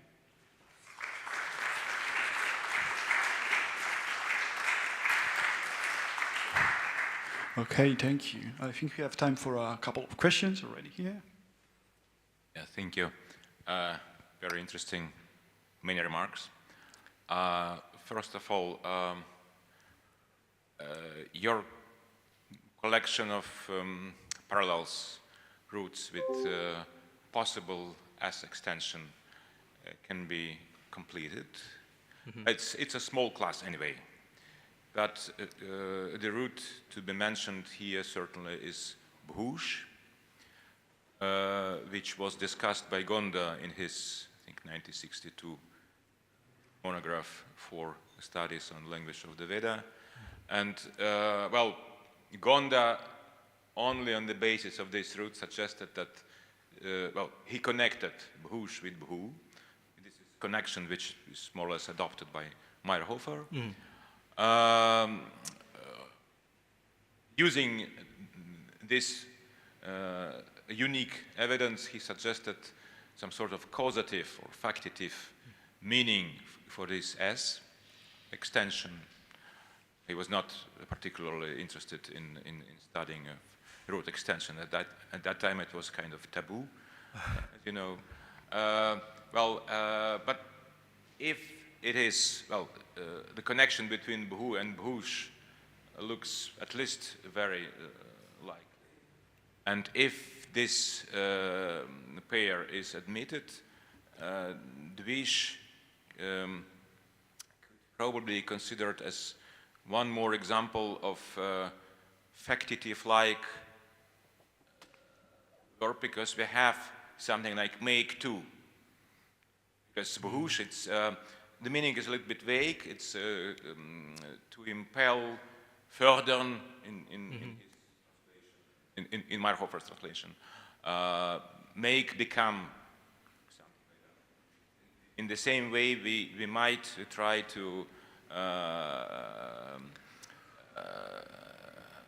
define dvish as something like make to. So at least we have one possible parallel bhu bhush, which can be added to your list of as possible candidates for S extension.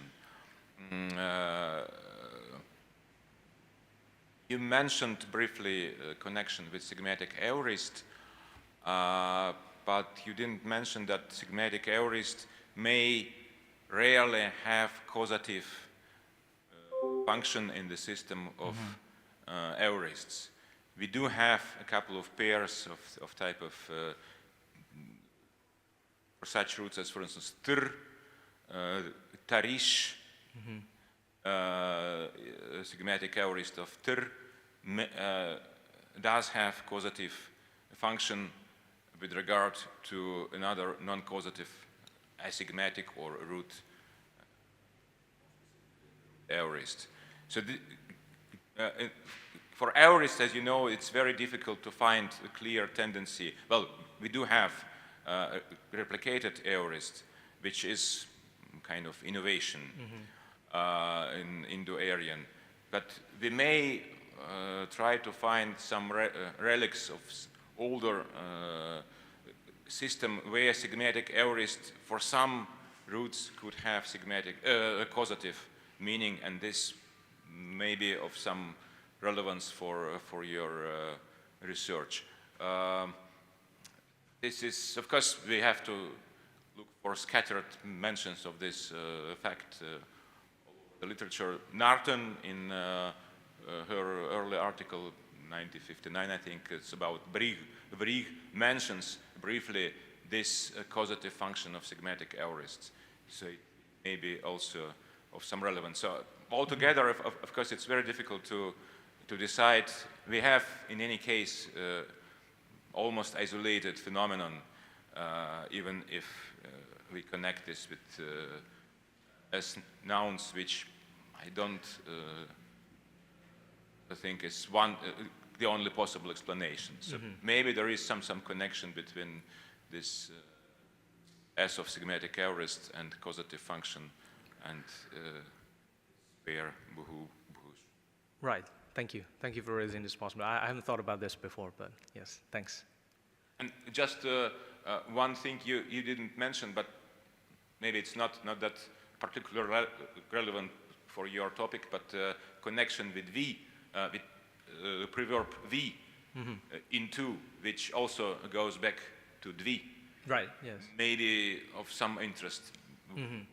For instance, how you explain that V lost the stop, but dvi in dvish did not. Right.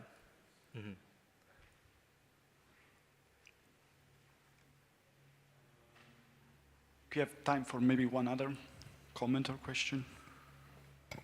Thank you. Just a short one. Thank you so much. Very interesting, and also special thanks for the great handout. Well, it seems to me seems to be quite convincing in many respects. But the one thing I don't find so convincing is this connection via dvaya in the sense of deceit and then coming to hate. Well, it seems to be a bit of a weak spot, and perhaps what Alonia suggested via this causative meaning might be an option, but just one loose thought I have, I just will mention it, I have no idea if it works in any way, but one could also somehow try to go via the notion of the second, you know, and because in classical Sanskrit we also have para, which means the other, but it might also mean enemy. So perhaps that might be in some way, I don't know how, but just a loose idea. Oh, thank you. That's a very innovative thought. Yeah, I'll look into that. So the idea of being second could be associated with the idea of enmity or hostility. Right, okay. Thank you for the comment.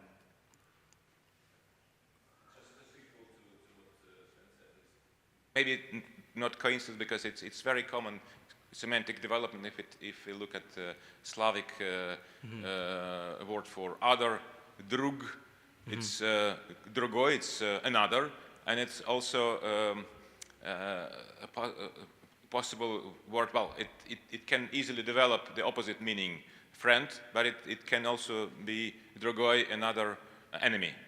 Right. So this is another possible, yeah. Thanks. Okay, then thank you again. Thank you.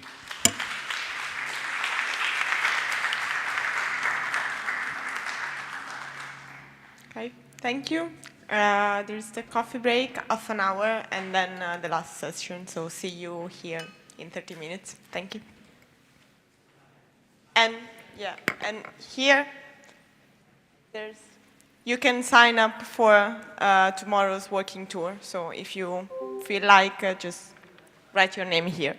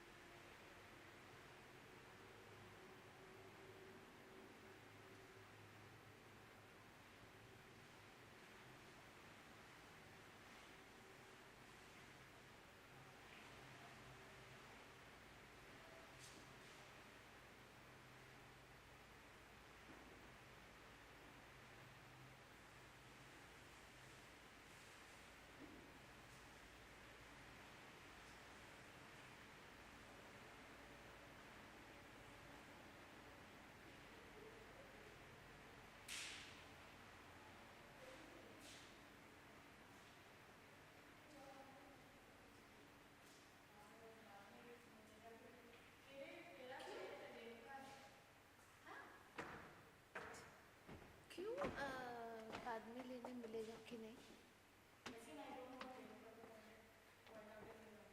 What? Oh, okay. The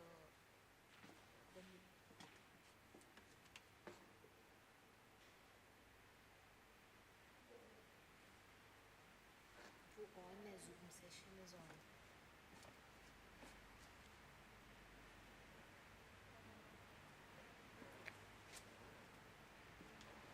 प्रिया, तेरा नाम लिखा है? नहीं पूछो, वो लगेगा कि ये लोग प्री प्लान करके आए. Actually, tomorrow I was thinking, instead of doing this walking tour, I might go, or if you are interested, to that island. Which island?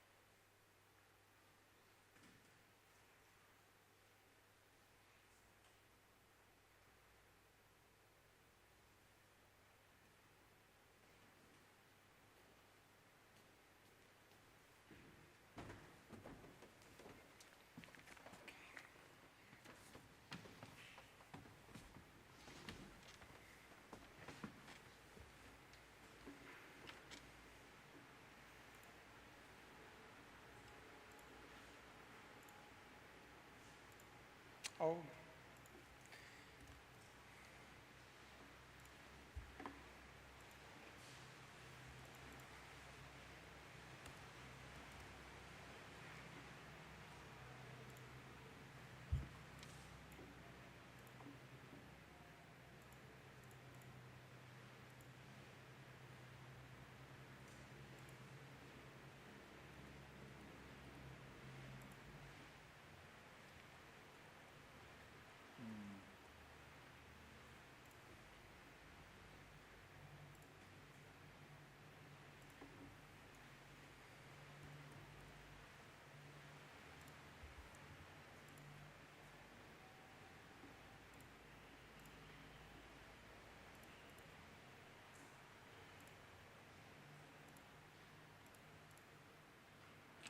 Non riesco a fare l'accesso alla mail di Drocco, quindi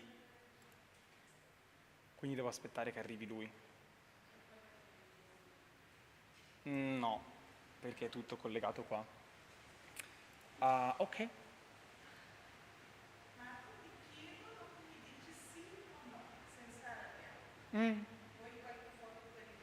Sì, sì, sì, sì. Ma dopo. Ok, va bene. My grandeur, yes, of course.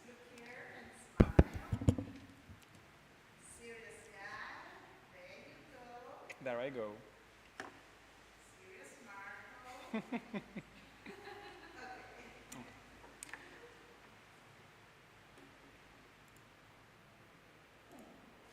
Oh, ce l'ho fatta. Marco Rubboli, yes.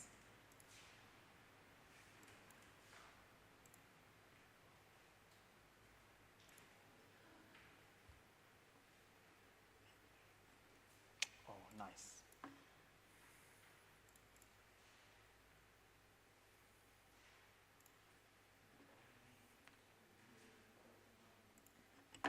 Okay.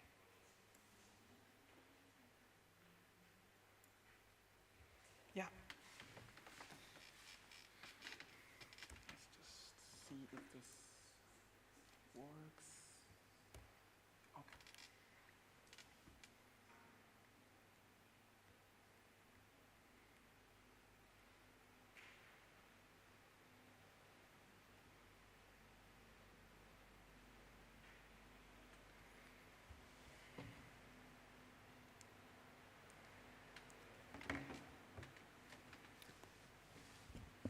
So.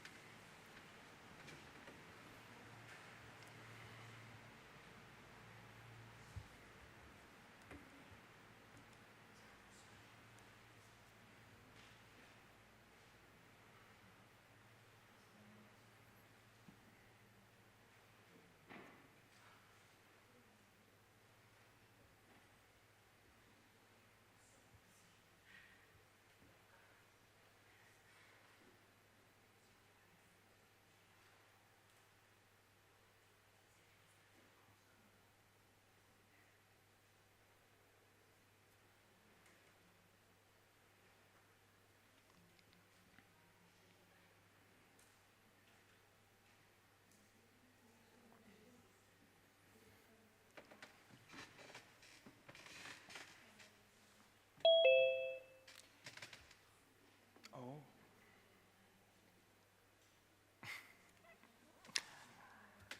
Yeah, that's my mom.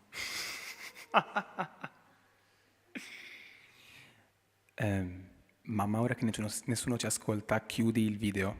Chiudi il video. Ti prego, chiudi il video. Yes. Sì, la conferenza ti saluta, mamma, ma chiudi il video.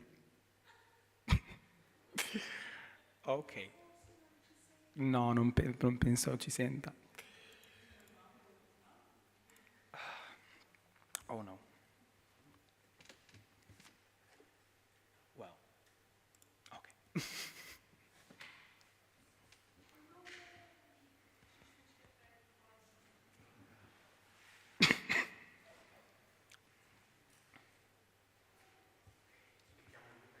Sì, sì. Aspetto i 30, sì, sì.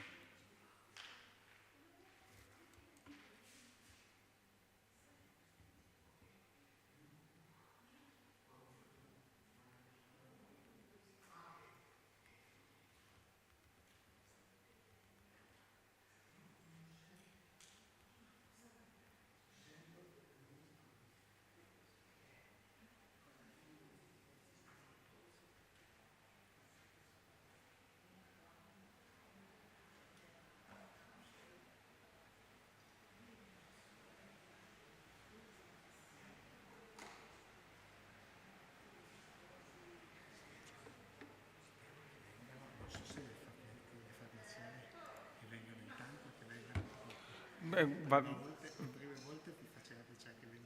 Sì, sì, no, ma va bene, va benissimo se c'è una... va benissimo così. Sul Caucaso, sì, sì, sì, sì, ma si figuri, ma ci mancherebbe. Devo solo... Mi hanno detto che non si sente l'audio da casa, quindi cerco di... Ecco qua. No, ma è tutto attivo. Dovrebbe sentirsi. Vabbè. Le danno il riscolto? Si sente da casa? Mi hanno Can you hear us? Ah, i suoi... Sì, i miei fan. Esatto.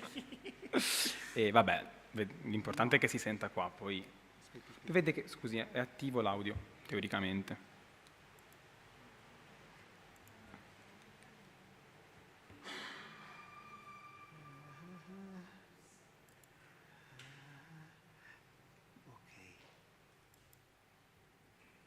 No, è questo. Ah, ok. Come si... Sì, forse cliccandoci sopra. Provi un po' a chiedere. Dovrebbe sentirsi adesso anche da casa.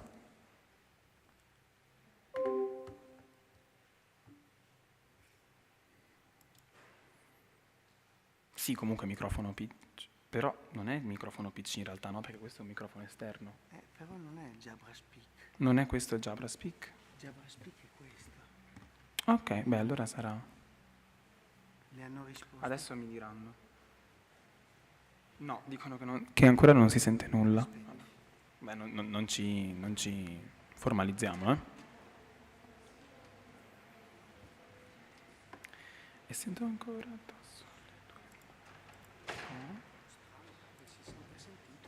Ma infatti forse hanno un problema loro. Può essere. Secondo me devono riavviare. Sì, sì, al limite riavviano loro. Ok. Comincio. No. Ok.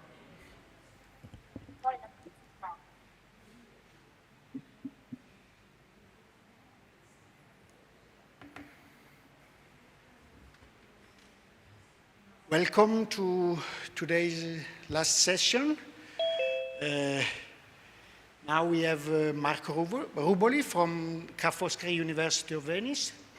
His talk is his title is Differential Object Marking Marathi, a corpus-based study on parameters features of the Marathi accusative markers. The floor is... Yes. Thank you.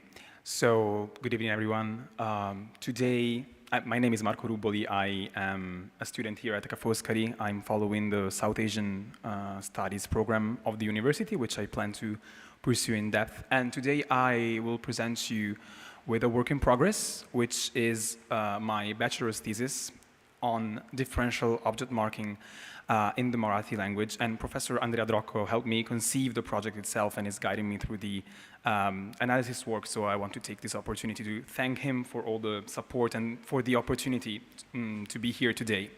So luckily, the analysis work on the corpus of texts which this study is based on is already complete. So today we can conduct some preliminary observations on what can be seen from the samples we analyzed. So I'm sure most of you already know what differential object marking is, but for completeness sake, I will briefly explain it. So differential object marking is a grammatical phenomenon that can be observed when a language does feature a specific strategy to signal the presence of a direct object, but that does not employ it consistently. In other words, languages that have maybe a prefix or a case ending or a postposition of sort that can signal the presence of a direct object, but that do not employ this strategy with every direct object that we encounter. So obviously the first questions that arise when analyzing this kind of languages concern the parameters. So why do certain objects get marked, and why do some others are some others left unmarked? But before we start diving into the specific parameters for Marathi, it is worth noting that the whole discourse around differential object marking starts from, as you can see here, this concept of prototypical transitivity, which means this has been firstly introduced by Hopper and Thompson works. The idea that a sentence, and therefore an object, can be more or less prototypically transitive. So, for example, according to Hopper and Thompson, a prototypical patient is animate and highly individualized. So noticing that most languages that do feature differential object marking tend to mark animate objects more, they made the hypothesis that the function of object markers is to signal and underline and strengthen the ideally transitive patients and the ideally transitive sentences. But this is debatable. In fact, there are other scholars who have opposite views. For example, Comrie thinks the complete opposite. He writes that a patient merely undergoes the action in a transitive clause and so is prototypically inanimate and highly indefinite. But Comrie is faced with the same data, which is that most languages that do feature differential object marking tend to mark animate objects more. And so his theory is that the actual function of object markers is to avoid ambiguities, and therefore they mark objects that are less intuitively transitive. But regardless of what position we consider more valuable, what we do know is that, again, most languages that feature this phenomenon tend to mark animate objects more, but animacy is not the only parameter. We will focus on that in a minute. This is a very widespread feature in the Indian language area. Every single Neo-Indo-Aryan language which has been grammatically analyzed to date features at least some degree of differential object marking. There are some languages that have robust and solid patterns, just for example, Hindi and Marathi itself. And then other languages that only employ it sporadically, like for example, Sinhalese, but it is ever present. And as I mentioned before, sorry, I want to move this, but I can't, so I won't. As I mentioned earlier, the questions that arise concern the parameters of this phenomenon. Why? Because, for example, for Marathi, we do already know that it does feature differential object marking. This has been attested. But the research concerning the specific parameters of this language concerning differential object marking is not extensive at all. So this is like a first attempt of trying to understand how this specific dynamics work in the language, because they can vary substantially from language to language. For example, two languages can employ the same criteria to establish if an object will be marked or not, but the boundaries of these criteria can vary, and especially the hierarchy. So when multiple parameters are present in the same sentence, which one prevails? The answer changes from language to language. So let's start focusing on Marathi specifically. the three main parameters that are found in most Neo-Indo-Aryan language that govern the marking of the object are animacy, definiteness, and specificity. And to be clear, I'm referring to especially Comrie's, Bossung's, and Eysen's works when I give these definitions. So when I say animacy, obviously I mean the live quality of the object. When I say definiteness, throughout this speech, I refer to the presence of an article or a demonstrative adjective or a possessive adjective that make the object more defined grammatically. Whereas specificity is different because it has it's more a semantical property. It refers to the fact that the object might or might not be already be mentioned in the speech or in the text. So it is individualized in the context, whereas definiteness is an individualization that occurs in the specific sentence by means of, for example, as I said, an adjective or an article. And what I will try to show you with some samples is that definiteness appears and seems, again, this is just rough data, but it seems to have a weaker role than the other two parameters in Marathi. So let's see some examples so that we can understand better. Okay, so let's start with the comparison between animate and inanimate objects. The first sentence I decided to show you is the following. Ekaki avastet tialahan mulila pahun, seeing that little girl in a lonely state, and then the sentence goes on. Here we can see that we can find the la. La is the singular object marker for Marathi. The plural form is na. And this obviously is muli, girl. So it is marked as expected because it's a person. The following sentence already shows us two different things.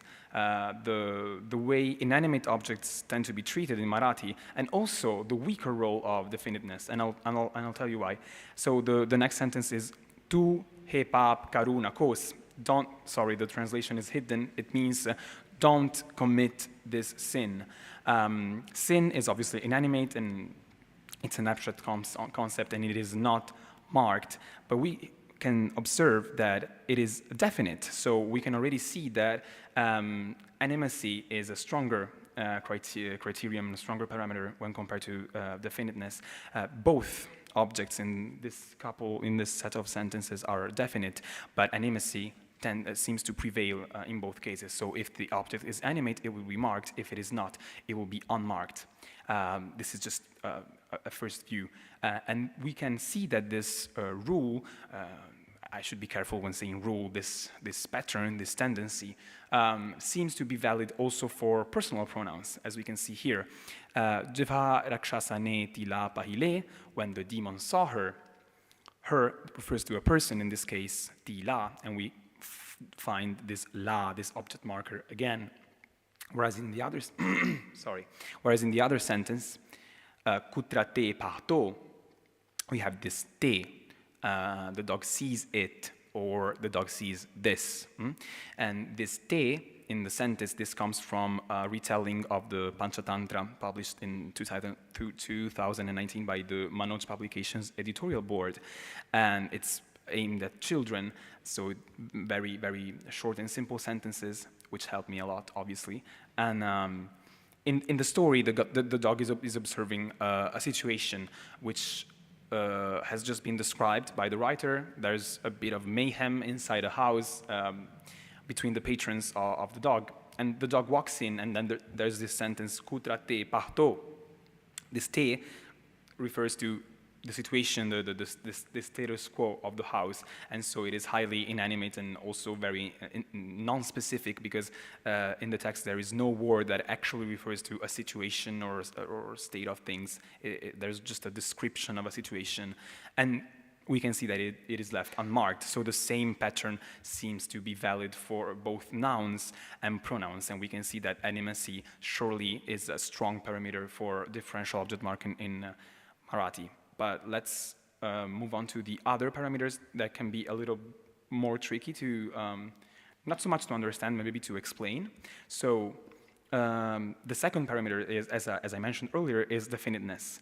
And already showed you in the first set of sentences that definiteness seems to have a weak role, and we can observe it again in these sentences. The first one being mi he kapre get le, if I bought these clothes. And this is an article which is about a specific set of clothes. So this capre that we can find here, clothes, is actually quite specific, and it's also definite. The only criterion that is not present is animacy, and we can see that for the functionment of the language, this is yet not enough, and capre is left unmarked. And the same happens in the other sentence. Tiane Rurula hi anandatsi batmi dili. He gave Ruru this good news. Again, definite, inanimate. Definiteness doesn't seem to play a big role in this kind of sentences. And when animacy is lacking, then the object marker seems to be absent almost all the times. So we talked about animacy and definiteness. So to better understand how the third parameter, specificity, works in Marathi, I'm going to show you some sentences regarding, some sentences that include animal objects. Because as we will see, it's not only the specific criterion that establishes the marking of the object, but also the degree of that set parameter. So for example, for animacy, when the animacy degree is very high, so when we are talking about people, the object marker seems to be ever present. But when we are talking about animals, the situation shifts a bit. And in these situations, we can observe the more prominent role of specificity. And I'll show you 3 sentences, one after the other. They are all taken from the same short story, which is a retelling of Aesop's fables in Marathi, always for children. The first sentence is the following. Tyala manus titar pakshi vikat astana disla. He saw a man selling pheasants. So here, this is the first occurrence of the pheasant, of these animals being mentioned in the text. So they are clearly non-specific, they are not definite, they are animate, of course, but the fact that they are not known to the reader seems to be enough to not mark them. So we can already see a big difference between the way people are treated and the way animals are treated in the language. But let's see the other examples to see how the story itself proceeds and how this titar pakshi, pheasant, is or is not marked. So the second sentence is Tyane to titar pakshi kharedi ke la. Well, this is more interesting. Why? Because in this sentence, actually, the object respects the complete set of criteria. It is obviously animate. It is specific because the sentence means he bought that pheasant. So the farmer goes to buy some animals. He sees a group of pheasants. Then he notices one particular animal, and he decides to buy it. So it is specific because one particular pheasant has been individualized.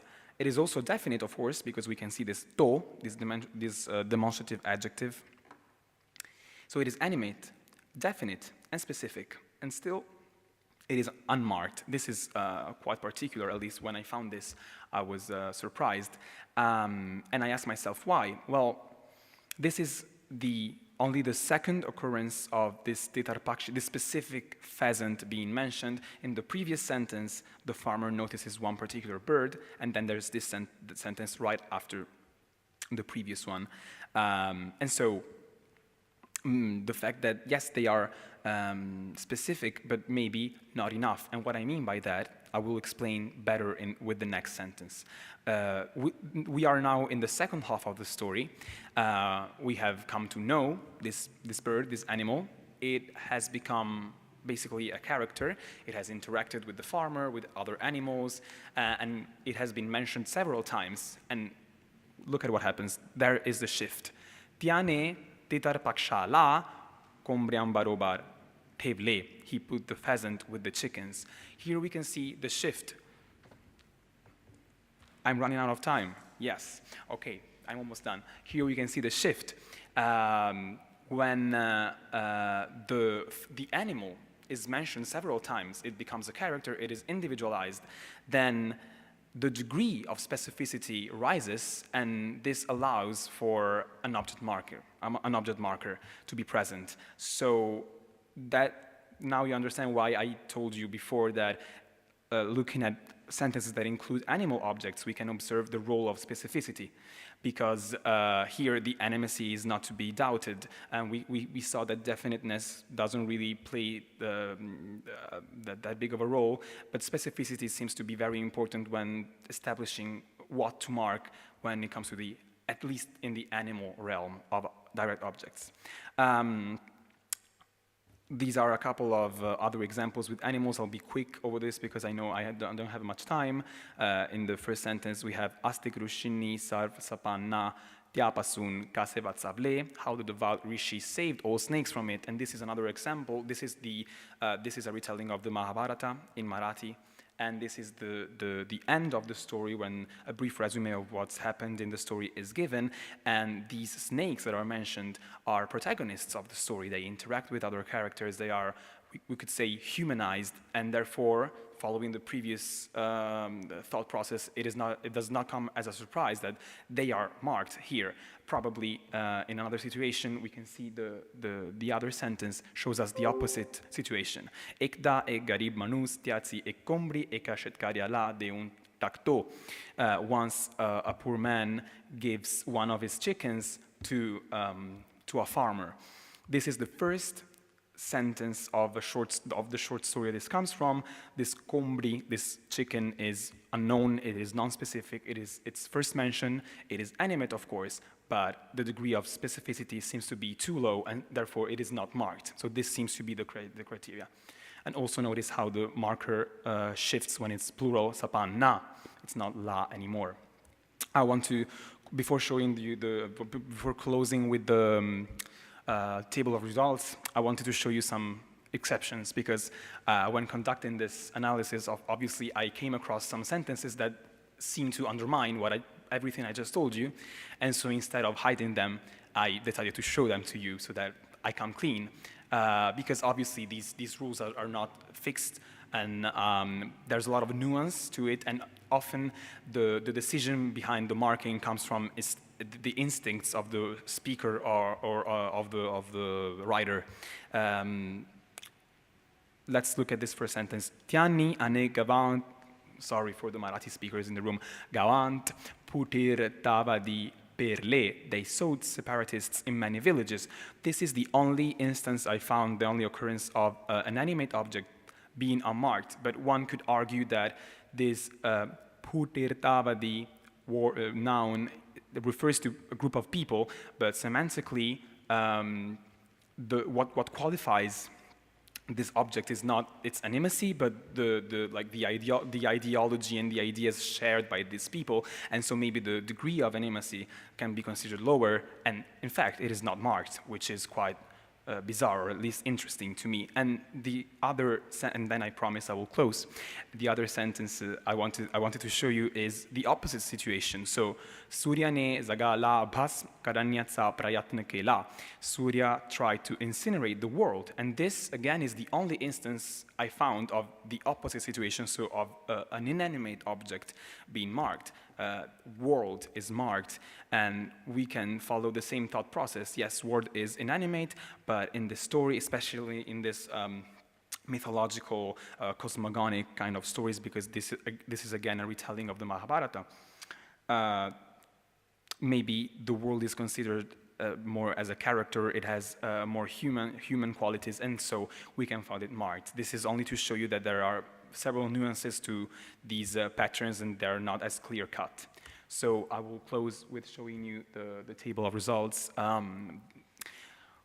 You can see that exactly a resume of what I just told you. So with people, that is a clear pattern of marking in almost every instance. Animals show us the ambiguity we just talked about. So sometimes they're marked and sometimes they're not. And in that regard, specificity seems to be the defining parameter. Inanimate objects show us a clear pattern of not being marked. Whereas this is very interesting to me in definite objects. Actually, there's a certain ambiguity, but actually they are more often unmarked than marked, which is, for example, quite different than what happens in Hindi, as far as I know. So this is the list of sources that I used, and I'm done. Thank you.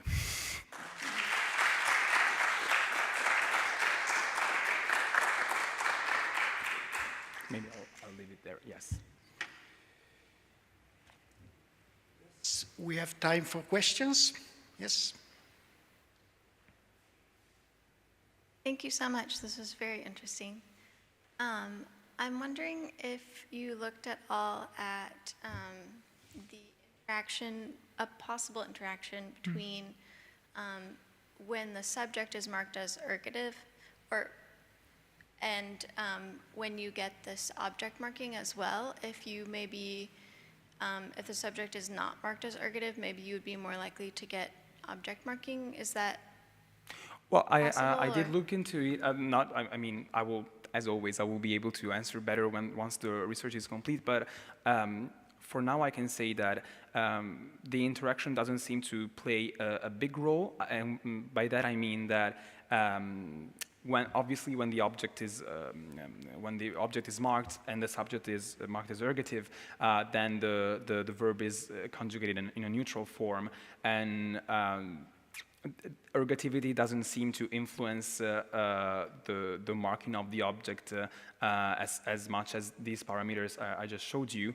But yes, I should definitely look into it better. For now, I didn't find any instances where an ergative construction led me to find something that was unexpected and that didn't respect these parameters I just explained. Yes. Thank you. Any other questions? Thank you very much. That was great. I know it might be a bit challenging in Venice, but do you plan to do any elicitation with native speakers or any kind of experimental data collection? I would love to. This is obviously text-based, so, and again, because this is a first attempt, the research is not extensive at all. But if this goes well, if there's an interest in continuing, I would actually love to see, for example, if in the oral variety of the language, these parameters are the hierarchy of parameters, or even just the boundaries of these parameters can change, which we know that they do in other Neo-Indo-Aryan languages. So the short answer is yes, I would love to. But no plans at the moment? No plans for this specific study, because the research on the corpus has been completed. This will be a text-based study, but in the future, sure. Yes, thank you. So I was just thinking about your sort of counterexamples, and I thought that, so on the one hand, we see that the exceptions or the animals? The separatists and the world. Yes. Okay. So on the one hand, we see that kind of clearly marked morphosyntactic properties, like the presence of a determiner, for instance, and not decisive, right? So it seems that something more semantic is going on, and you kind of need to just find the right category that does the job for you semantically. So maybe if you try to think in terms of individuation instead of, or in addition to specificity, or instead of specificity, you might get a better yes, fit? better answers, I agree. Because with the world, clearly it's the unique referent, right? Yes, yes. Whereas the separatists are like extremely unindividuated in this case. Exactly. So it does seem to have a lot more to do with the semantic properties of the nouns in these cases. So yes, I do agree. And the pheasants, because the individual pheasant only becomes individuated after it had been bought, right? So that's, well, it sort of comes unsurprising that it only becomes marked in the third occurrence of yes, the this pheasant is maybe the to me the most interesting, because now it is already individualized, it is specific, we know it, but it is still unmarked, and then only after some sentences and some more occurrences, then it finally starts to be marked. Actually, if I can follow up on this pheasant example. So, did I understand correctly that the man was selling multiple pheasants? Yes, in the first sentence, we see a man selling multiple pheasants, and this is the first occurrence, so we expect it to not be marked. So, what does it mean that the protagonist bought that pheasant if there were multiple ones? Which one is that? Yes, because between this sentence and this second sentence I showed you, there's another sentence which I briefly mentioned, where the man who is buying pheasants notices one, and he likes one in particular, and he buys to titar pakshi, that specific pheasant. And in this sentence, and also in the previous one, when a specific pheasant is noticed and individualized, the object is not marked. Okay, thank you, yeah. No problem.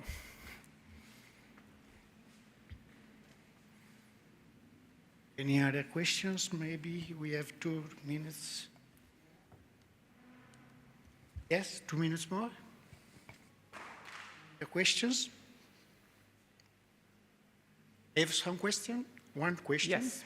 Yes, you have to find some correlation between the marking of the object and maybe the position of the object in the first position in the sentence, or maybe in the short stories the word order is strict fixed. Well, yes, obviously in the short stories the word order is very fixed, is very simplified for children, but there are other sources like articles and retellings of epics that have a more varied word order, but what I noticed is that the main criteria were those 3 parameters and obviously semantic properties.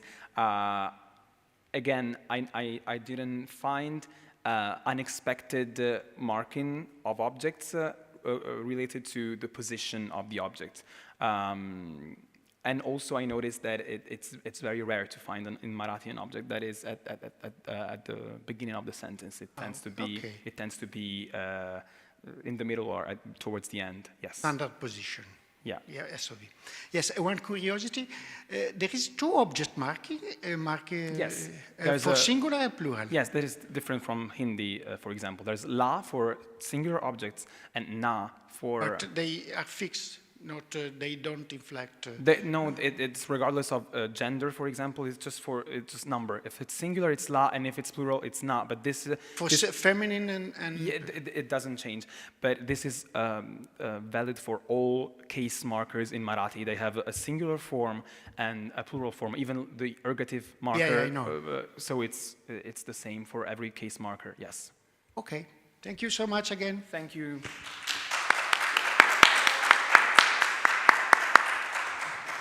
Okay, next talk is Purva Patanka. Yeah, you.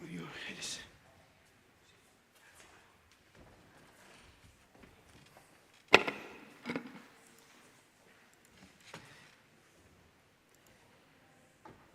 Okay.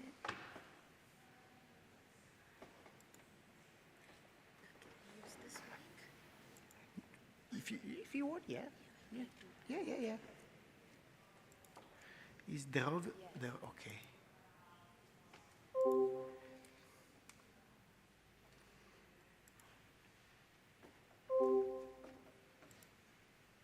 Okay, the floor is yours. The role, yes, the role of subject case in expressing modality in Marathi. Thank you. Good evening, everyone. And I'm here to present a work in progress paper on the topic, the role of subject case in expressing modal notions in Marathi. It's a co-authored paper. Before starting, I would just like to present our definition of modality. There are various definitions of modality. So by modality, we mean the modal notions like possibility, certainty, ability, obligation, desire, etc. So the modal notions that I'll keep referring to during the presentation would be one of these notions or multiple notions.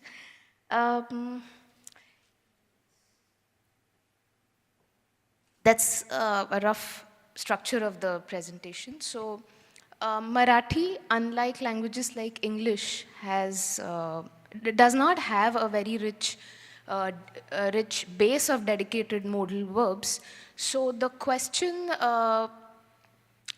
one of the questions that we are trying to address is how is modality expressed in languages like Marathi that do not have a rich base of dedicated modal verbs. Having said that, we do have a few dedicated modal verbs which we'll look at shortly. So initially I would spend some time in explaining how modality is the modal constructions in Marathi, how it is presented. Then I'll move on to the observations that we've had so far regarding the modal constructions. And towards the conclusion, what we've tried to do till now is apply the semantics of the subject cases that appear in modal constructions. Take the semantics, the conventional semantics of subject cases, and by subject cases, for the purpose of this paper, we have focused on dative and ergative specifically. So how the semantics of dative and ergative combine with the entire construction to generate the modal meaning that is being conveyed. So that is the juice of our paper. And yeah, and then I'll move towards the conclusion. That's the flow of my talk today. This paper tries to address we've had these questions in mind, so we're sort of researching on specifically on these questions. As I said, how is modality conveyed? That's a very primary question that we have.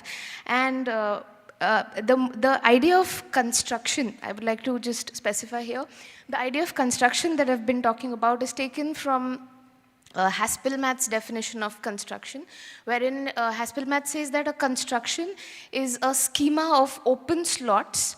So a construction has open slots, and when they are filled in with the competing word classes, it gives rise to a well-formed expression. So when I say construction, when I say a modal construction, for example, it's the subject case, for example, is an open slot for me. The form of the verb is an open slot for me. The presence or absence of auxiliary is an open slot for me. And for this paper, the open slot that we are interested in is the case of the subject. And yeah, so do subject cases play a role in in generating modal meanings? Do subject case alternations result in contrasting meanings is what basically I'm trying to discuss. I will also touch base very briefly upon certain modal constructions that specifically demand certain cases. So for example, a construction would need or would demand a dative, or a construction would demand an ergative on the subject. All right, so in this slide, I would like to talk about two types or two ways in which modality is expressed in Marathi. First, as I said, we do not have a very rich base of dedicated modal verbs, but we have a few, which you can see there, like pahije. These are the prominent dedicated modal verbs like pahije, shak, shakya, hava, and I'll discuss them briefly. I'll discuss them in a short while. And so that's type 1, wherein these dedicated modals are present in the construction, and they also combine with other elements to generate the modal meaning. And the other is the type 2, which we've named others, is where there is no dedicated modal per se in the construction. All the, or the major elements in the sentence combine together and generate a modal meaning. So the basic difference is the presence of dedicated modals and the absence of dedicated modals. So just an example for the other type. So for example, the case on the subject would combine with the form of the verb and would combine with, say, maybe a light verb or an auxiliary or another verb and generate the modal meaning. So this sort of construction relies on a combinatorial meaning, whereas that majorly is dedicated modals plus the other elements. I would like to start with the dedicated modal paije. These are the 3 sentences that manifest paije. So in the first sentence, the first 2 sentences, we have the dative subject on the case, and you can see that in 1 there is no auxiliary, whereas in 2 we have an auxiliary, a present tense auxiliary. The first sentence is ambiguous between desire and obligation. It has the dative subject and it is ambiguous between desire and obligation. The second sentence also has a dative, but when I include an auxiliary in that, a present tense auxiliary in that, the ambiguity kind of resolves, and only the desire meaning is prominently expressed through 2. 3 has an ergative case on the subject, and it purely conveys an obligation on the subject to do whatever action has been mentioned in the predicate. So also when please observe that it's a present tense auxiliary. Having said that, past tense auxiliaries are also permitted in construction 2 and 3. However, it kind of goes into the counterfactual realm of modality, but that's a separate topic in itself, and I would like to research it someday. But for the present paper, we have restricted ourselves only to the present tense auxiliary. So these are basic constructions with the dedicated modal paije, and which allows both dative as well as ergative case on it. However, you see the ambiguity with dative between desire and obligation, and in ergative, it's only the obligation on the subject. Moving on to second dedicated modal, which is shak, which means, in itself it means ability, ability or can do something.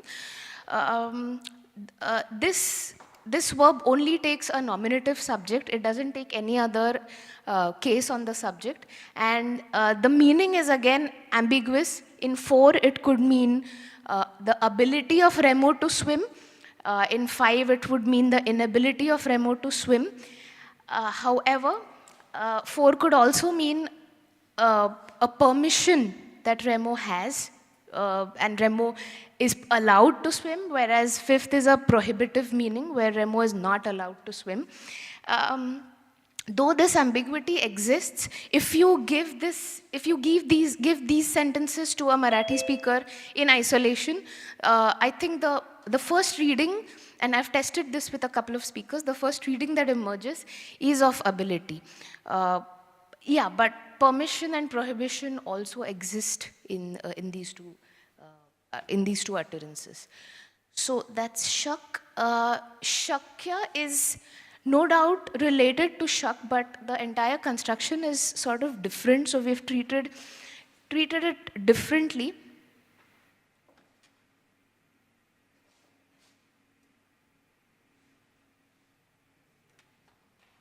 Treated shak and shakya differently for the convenience of constructions.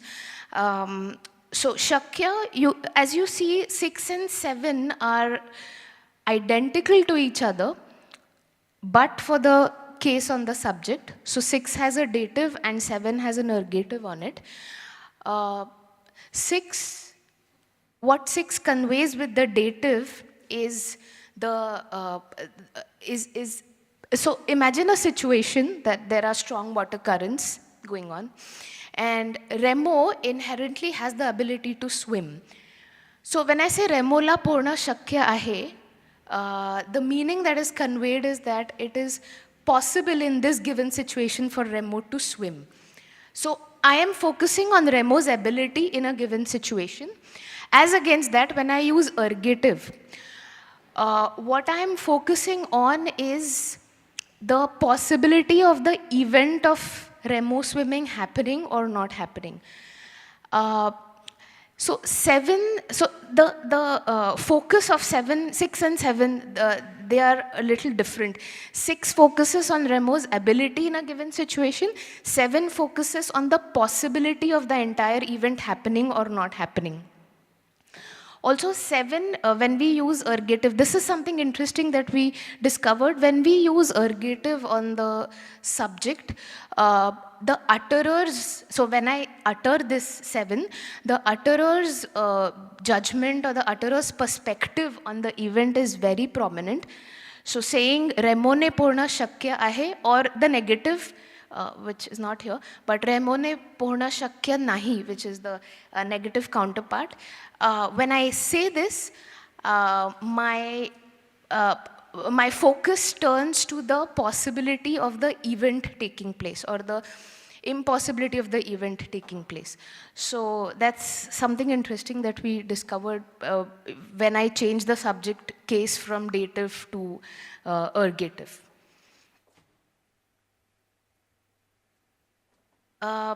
Okay, I will quickly go through these. So these are the type 2 that we discussed, where there is no dedicated modal in the sentence, but the combination of all the elements and combination of all the open slots, they come together and they generate the modal meaning. So 8, for example, has a dative subject, a main verb in the participle form, and the light verb come, which is ye. So all these elements together combine, and they give the ability meaning that Remo can swim. Similarly, 9 and 10 are again minimal pairs that you can see, with the only difference being case on the subject. 9 has dative, 10 has ergative on it. The interesting part is the form of the verb. The non-finite verb takes the genitive case on it. Then they combine with the present tense auxiliary, and all these together give the modal meaning of a desire and obligation with the dative, and only obligation with the ergative.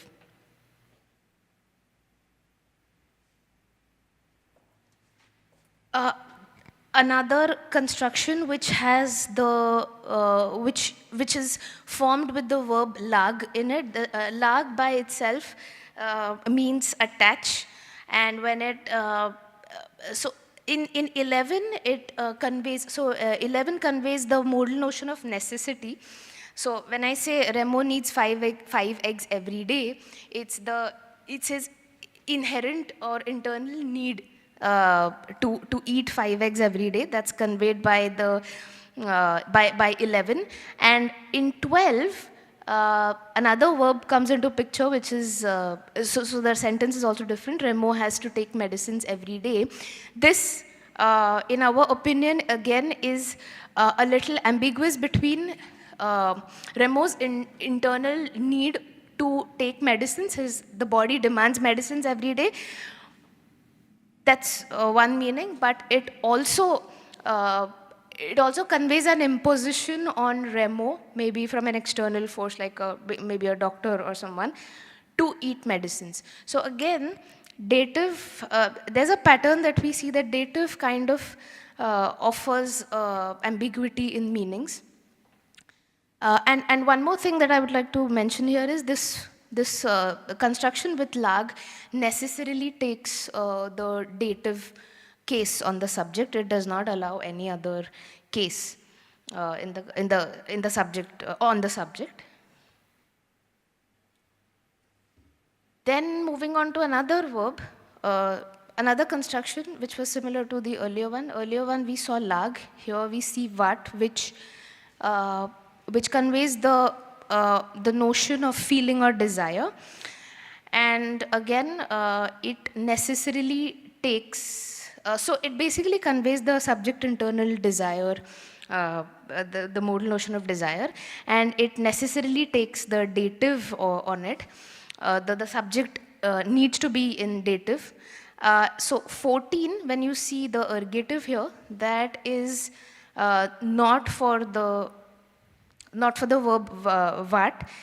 The subject of vat is here, which could be elided in the spoken language, but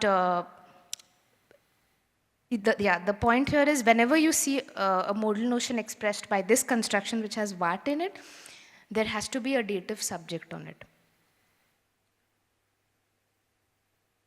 This is just a visual recap of the observations that we have till now. The point I would like to make here is that till now what we have observed is the subject internal notions such as desire are expressed majorly through the dative. Having said that, dative also shows ambiguity between internal notions and external obligations, but the preferred reading is of the subject internal modal notions like desire. Ergative, on the other hand, purely focuses on modal notions that are expressed externally on the subject. So ergative also doesn't show any ambiguity.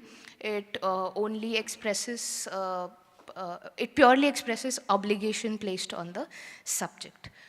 I will skip this and I'll quickly go through this slide as well, because this is, these are examples of the, say, conventional or traditional meanings associated with the dative, which are of experiencer, theme, goal. So these are just examples of that. And the conventional meanings associated with ergative, which is basically the agency, the meaning of agency that comes. So these are examples of that. I would like to focus on this slide wherein we talk about the semantics of dative and ergative in modal constructions particularly. So what we have found till now is the ambiguity between, the ambiguity that dative offers between desire and obligation, desire being the preferred reading, whereas ergative shows no such ambiguity, it doesn't carry any ambiguity. And another important thing that I would like to bring up here is the role of ergative in expressing the utterer's view or utterer's judgment or utterer's perspective on the modal notion that is being discussed in the construction.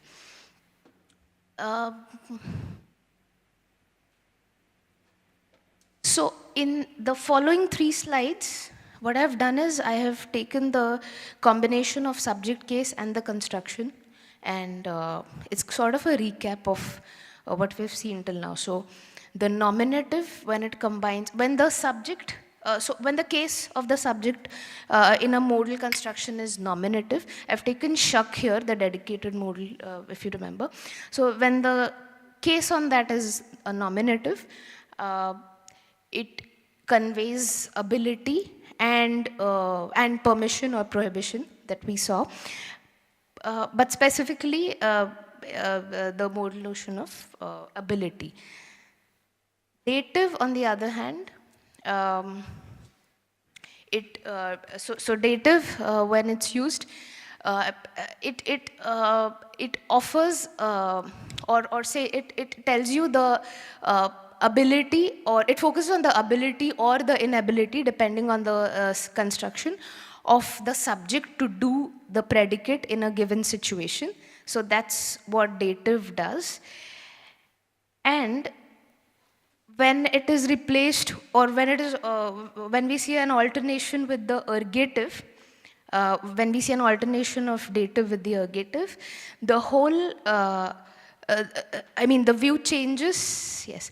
The perspective changes and the focus changes, and it lies on the utterer's perspective of the modal notion. So when I use ergative in sentences like 25, Meera ne garam doodh peena shakya nahi, so what I'm conveying is that as an utterer, I feel that the event of Meera drinking hot milk is possible or it is not possible. Yeah, these are some concluding remarks that subject case, yes, it does play a very significant role in generating the modal meaning, and alternations give rise to either, there is ambiguity, and the alternation could say disambiguate a meaning and offer only one of the meanings, like we saw in dative, where it was ambiguous between desire and obligation, and the ergative resolved it and only offered the obligation notion of the construction. And yeah, one more, the important point was that the ergative represents the utterer's view on the situation. So yeah, that's the conclusion. These are the references that we've referred to. And yeah, thank you. Thank you very much. Thank you so much, Purva, for this interesting paper. So, any questions? 7, 8 minutes, 10 minutes.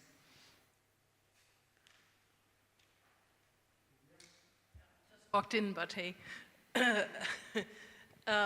Very interesting, the bits that I saw. In Hindi, there's another thing I've written about. I have a handout on it. One of the last ones you saw, you showed for it's possible for them to do it. In Hindi, you say, "Mujhse chala jata hai, mujhse kitab pari jati."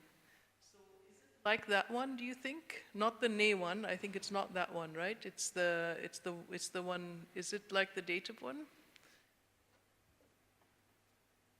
So these were sort of like ability constructions, or what did we call them? Yeah. Passives. Yeah. Are these like that, or is it completely different again? So in Marathi, the disability passive, it takes an ergative case on the subject. I think in Hindi you're talking about the mujhse. Yeah. So Meera se doodh nahi peeti jati. Yeah, so the subject takes an ergative. Oh, okay. So it is, it'll be like Meera cha ne, which will be Meera genitive ergative. So Meera cha ne garam doodh. Okay, I had this sentence in my paper. Meera cha ne garam doodh peena shakya nahi. Yeah, so. Have shakya now, then you have the. Yeah, we have, right. Have shak, but then you can. Meera cha ne garam doodh pyela janar nahi. Yeah, we can do it without a dedicated modal as well. So, pyela janar nahi. Yeah, I think, but yeah, there's a ergative case in that construction. With a genitive. Yes, I had this, we have this sentence in the paper, but then it was getting too complicated, so.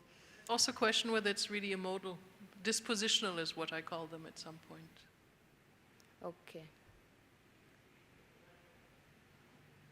I think I remember this from, your paper with Rajesh, but the disability passive is what I remember from your paper. But I have a separate handout. I can send it to you. Okay. You can sort of.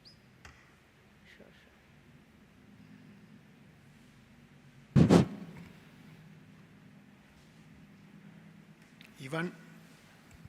Yes, thank you. I guess I wanted to follow up sort of on the same pattern in the ergative, the alternation of ergative versus nominative and dative.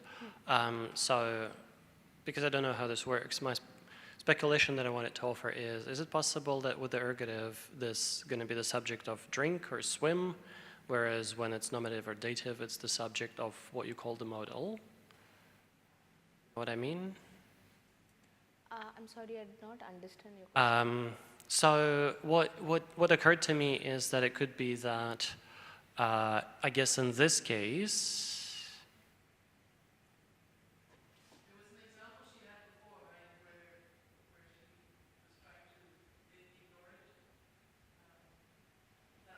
this one?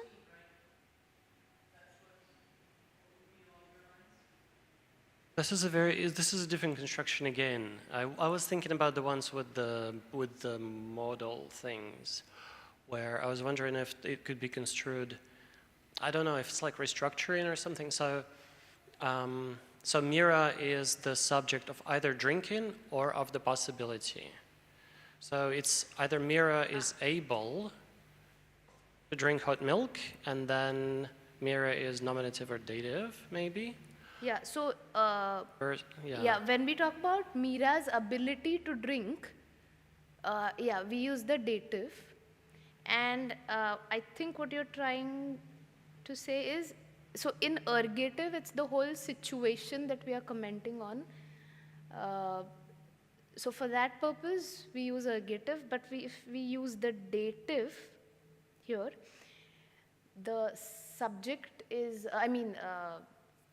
it's Mira swimming, the ability of Mira swimming that is, that's related to it.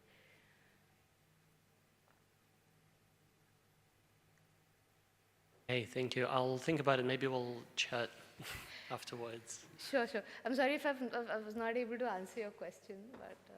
Yeah, I'll need to see the patterns of it. Okay, sure, sure. Any other questions? Renuka?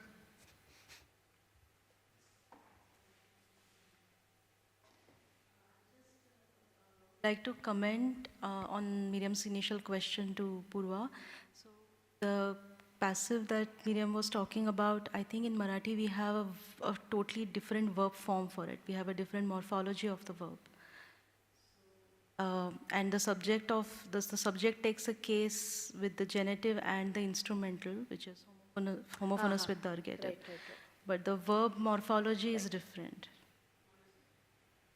Get something like chal, what, so of morpheme gets added. Yeah, instrumental, right.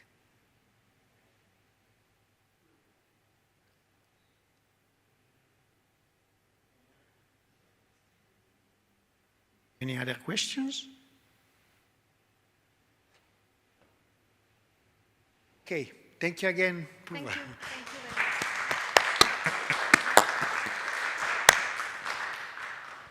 Okay, today is over, and if someone wants to come tomorrow afternoon at the excursion, we have still time to put your suggestion.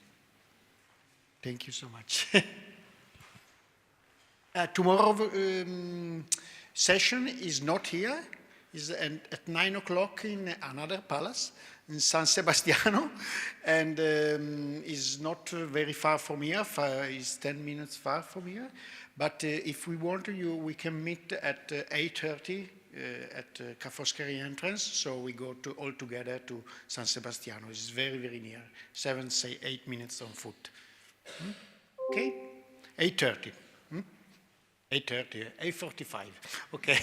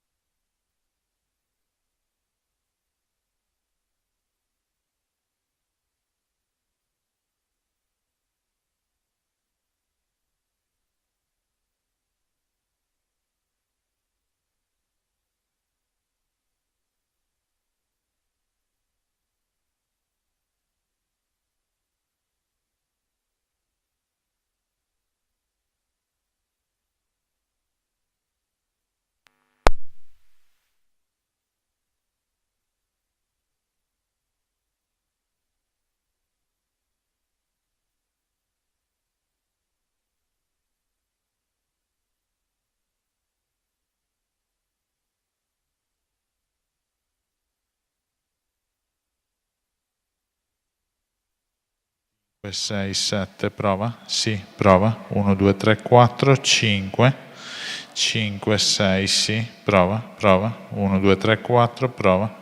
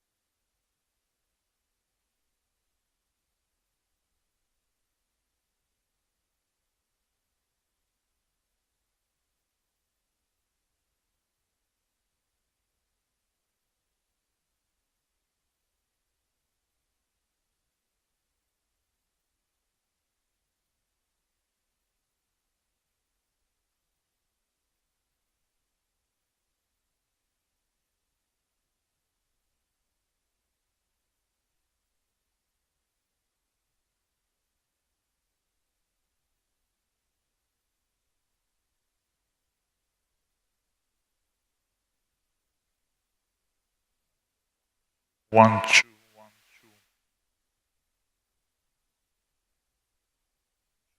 Ciu, sì, prova, prova. 1, 2, 3, 4, 5, 6, 7, prova. Prova 1, 2, 3, 4, 5.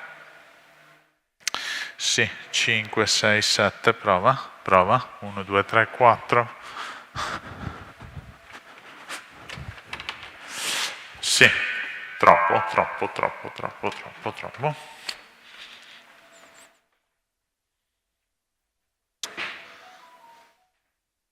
Prova, sì, anche ancora meno. Allora, sì, questa qua te la tolgo via adesso che metto quello. Questa. No.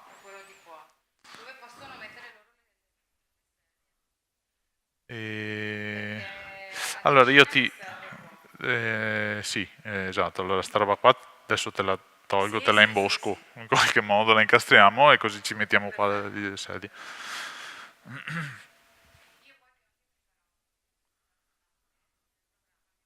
Ah, ottimo. Perfetto.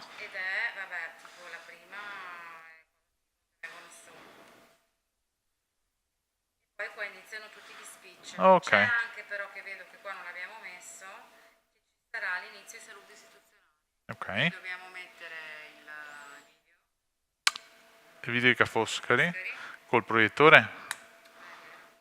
Se no lo possiamo mandare sulle TV. Dove ti fa meno Sulle TV dobbiamo metterlo su un file e glielo facciamo partire dal Mac suo. Il proiettore loro lo vogliono giù. Sì. Volendo posso anche accenderlo e dopo toglierlo, cioè nel senso lo spengo dopo appena cominciato. Ah, esatto. Sì, dovrei, sì. Adesso controllo che ci sia. Ok, sì, sì, sì. Ok.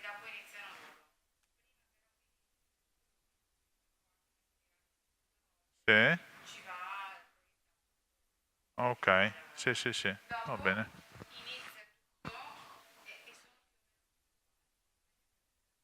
Certo, sì, sì, sì. No, no, tranquilla. Per ognuno.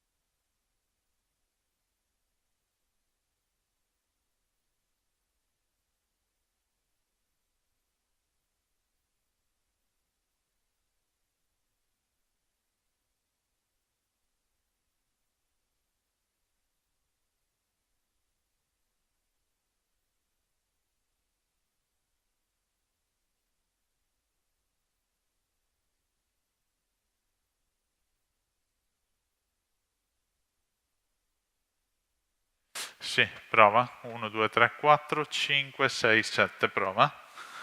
Prova di amplificazione. 1, 2, 3, 4. Ok, se sto davanti fischia? Sì, sì, sì, sì, sì. Prova, sì. 1, 2, 3, 4, 5, 6, 7, 8, 9, 10. Prova, sì, prova. Prova, prova. Ok. Vabbè, tira, fin qua tira. Quindi quello mi interessava. Prova, prova, sì. 1, 2, 3, 4, prova.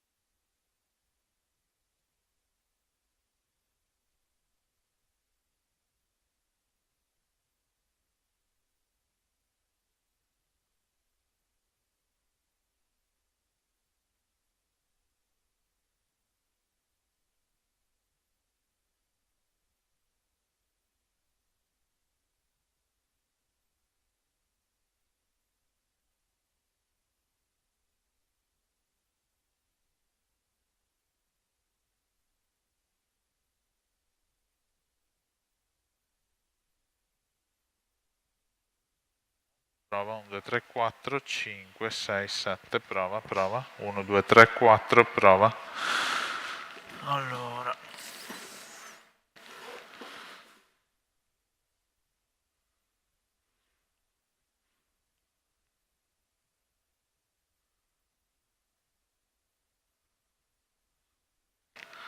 Ok, quindi siamo giusti. Come se che vedo sensibilità. Un dB se vuoi.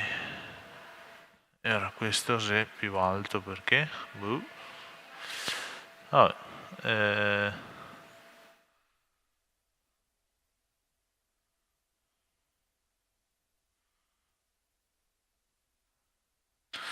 Sì, prova. 1, 2, 3, 4, 5, 6, 7, prova. Prova.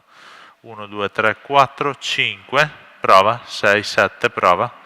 Prova 1, 2, 3, 4, 5, 6, 7, prova. Prova, sì, prova. Prova. 1, 2, 3, 4, prova.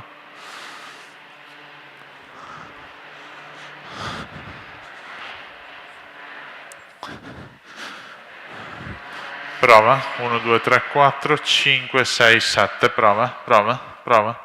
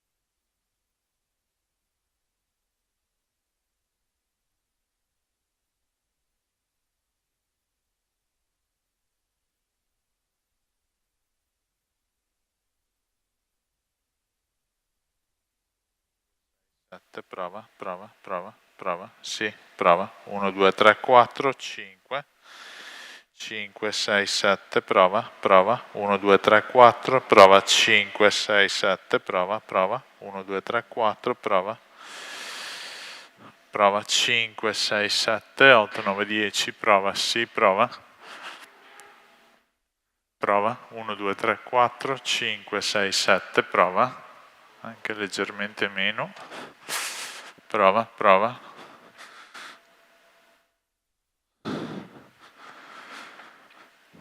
1, 2, 3, 4, prova, fatto, guarda che robetta, prova, sì, 1, 2, 3, 4, perfetto, non solo da mettere su a moquette adesso. Sì, e facciamo una striscia su tutti i bordi. No, allora parto, faccio così, così, così, così, tutto il perimetro, dopo che posiamo. Esatto, mi vorrei mettere che anche due striscettine in mezzo, che in mezzo sta abbastanza, proprio tutto io che lo ti faccio. attraverso. Là, qua, una sì, una no, tipo qua, qua. Sì, ok. Là e far lungo tutto. Esatto, sì. Sì, ok, prova, sì, prova, 1, 2, 3, 4, prova, 5, 6, 7, prova. Prova, 1, 2, 3, 4, mi stavo qua, prova, 1, 2, 3, 4, prova, 5, prova, 6, 7, prova, 1, 2, 3, 4, prova, 5, 6, 7, 8, 9, 10, prova, sì, prova, prova di amplificazione, 1, 2, 3, 4, praticamente si parla senza microfono, si sente lo stesso, ma insomma vabbè. Ok. Ai lati. Sì.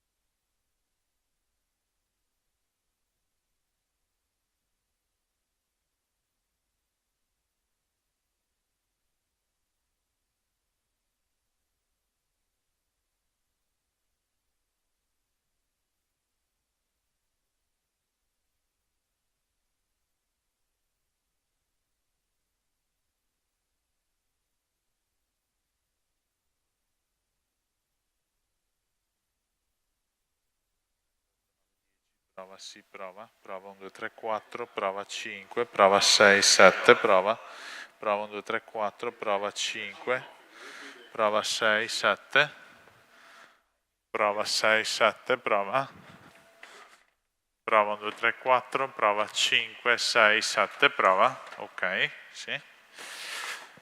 Aspetta che faccio la prova per arrivare fin qua, perché ormai è falso per tutti e falso anche per questo. Prova 1, 2, 3, 4, 5, prova 5, 6, 7, prova 1, 2, 3, 4, prova, sì, sì, prova.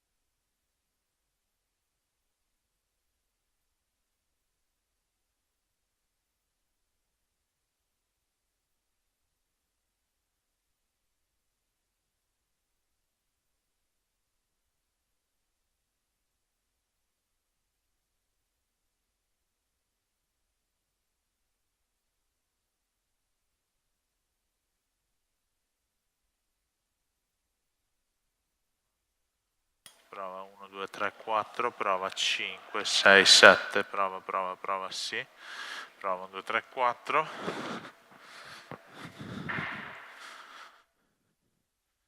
Prova 5, 6, 7, prova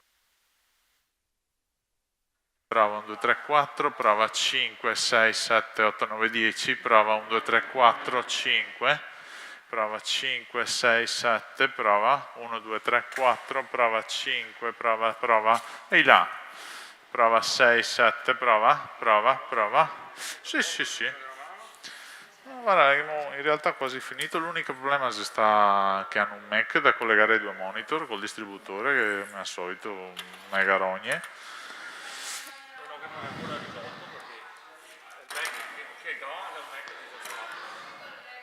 Perché tu mai visto un Mac che si blocca?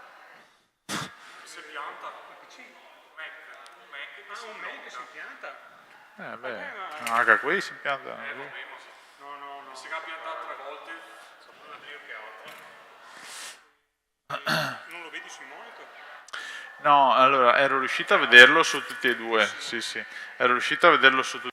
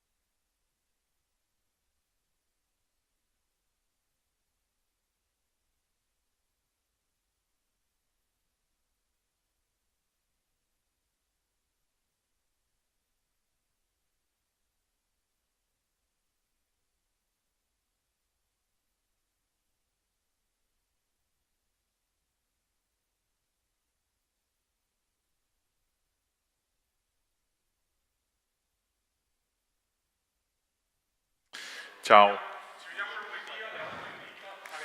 Sì.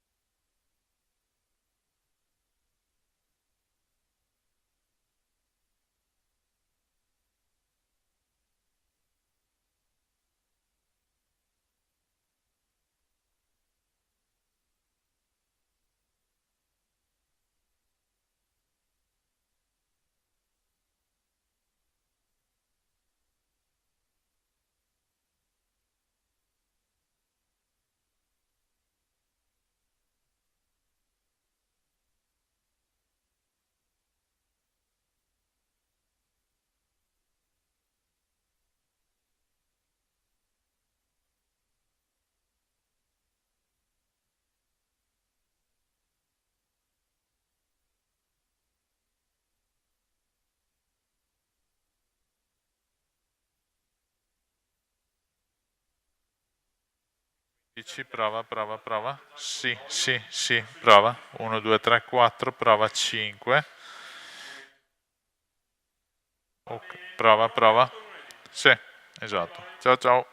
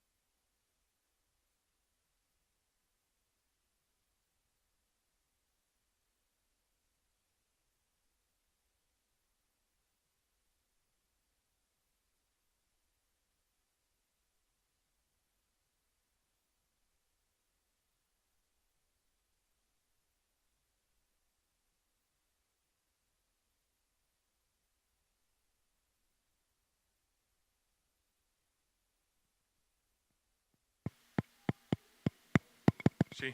Prova, prova, prova, prova, prova. 1, 2.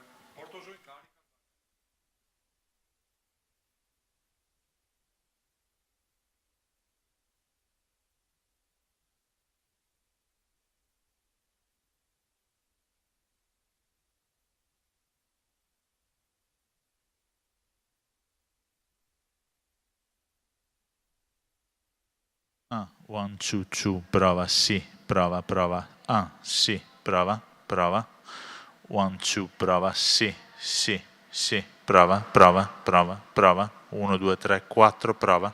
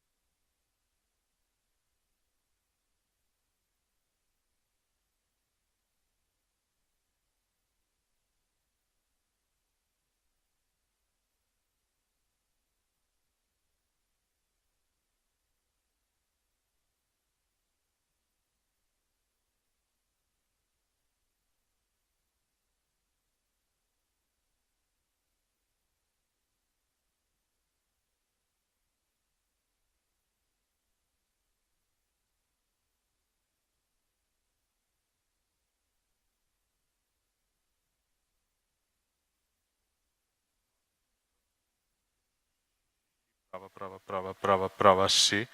Ok. E ora faccio un giro e vediamo se il tira fino in fondo. Prova, sì. 1, 2, 3, 4, 5, 6, 7, prova. Prova 1, 2, 3, 4, 5. Prova 5, 6, 7, 8, 9, 10. Prova, sì, prova. Vedete, visione che tappa il casse proprio. Prova 1, 2, 3, 4, 5. Prova 5, 6, 7, prova. Va benissimo questo. Prova 1, 2, 3, 4, 5. Prova 6, 7, ok. E ora che siamo? Non occorre che trovo su un altro di nuovo.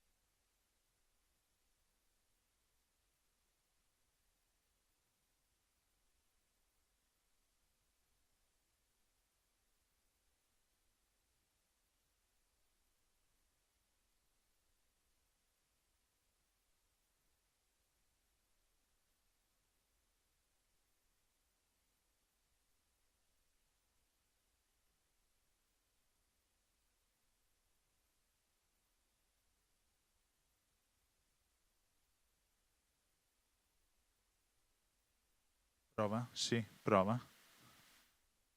Prova, prova. Ok, adesso mi pare di avere l'audio in sala. Prova. 1, 2, 3, 4, prova, prova. 5, 6, 7, ok.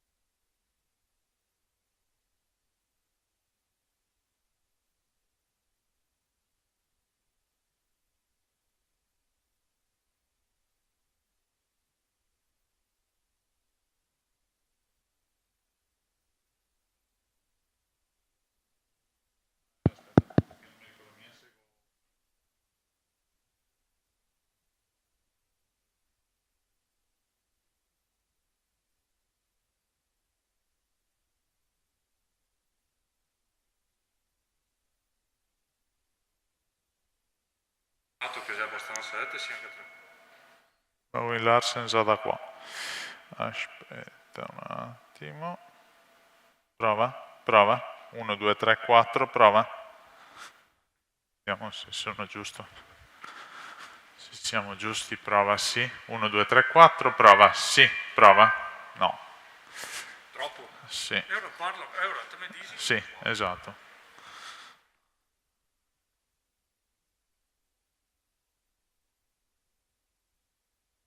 Prova 1, 2, 3, 4, abbassa pure, prova 1, 2, 3, 4, ok, va bene così, anche un pochino meno, prova, aggiungi un po' di bassi,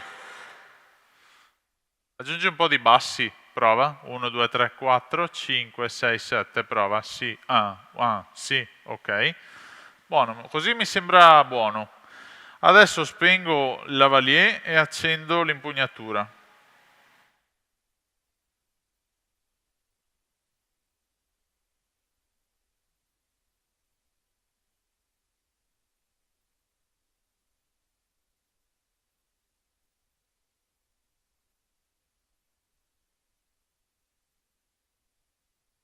Ok, adesso è basso, bisogna alzarlo, adesso è giusto. Quindi bisogna, podaria forse, no, non sregoabile a sensibilità, no, sregoabile sul ricevitore, mi sa, su questi. Sì, vabbè dai, so che bisogna che alzano fiantini, nessun problema.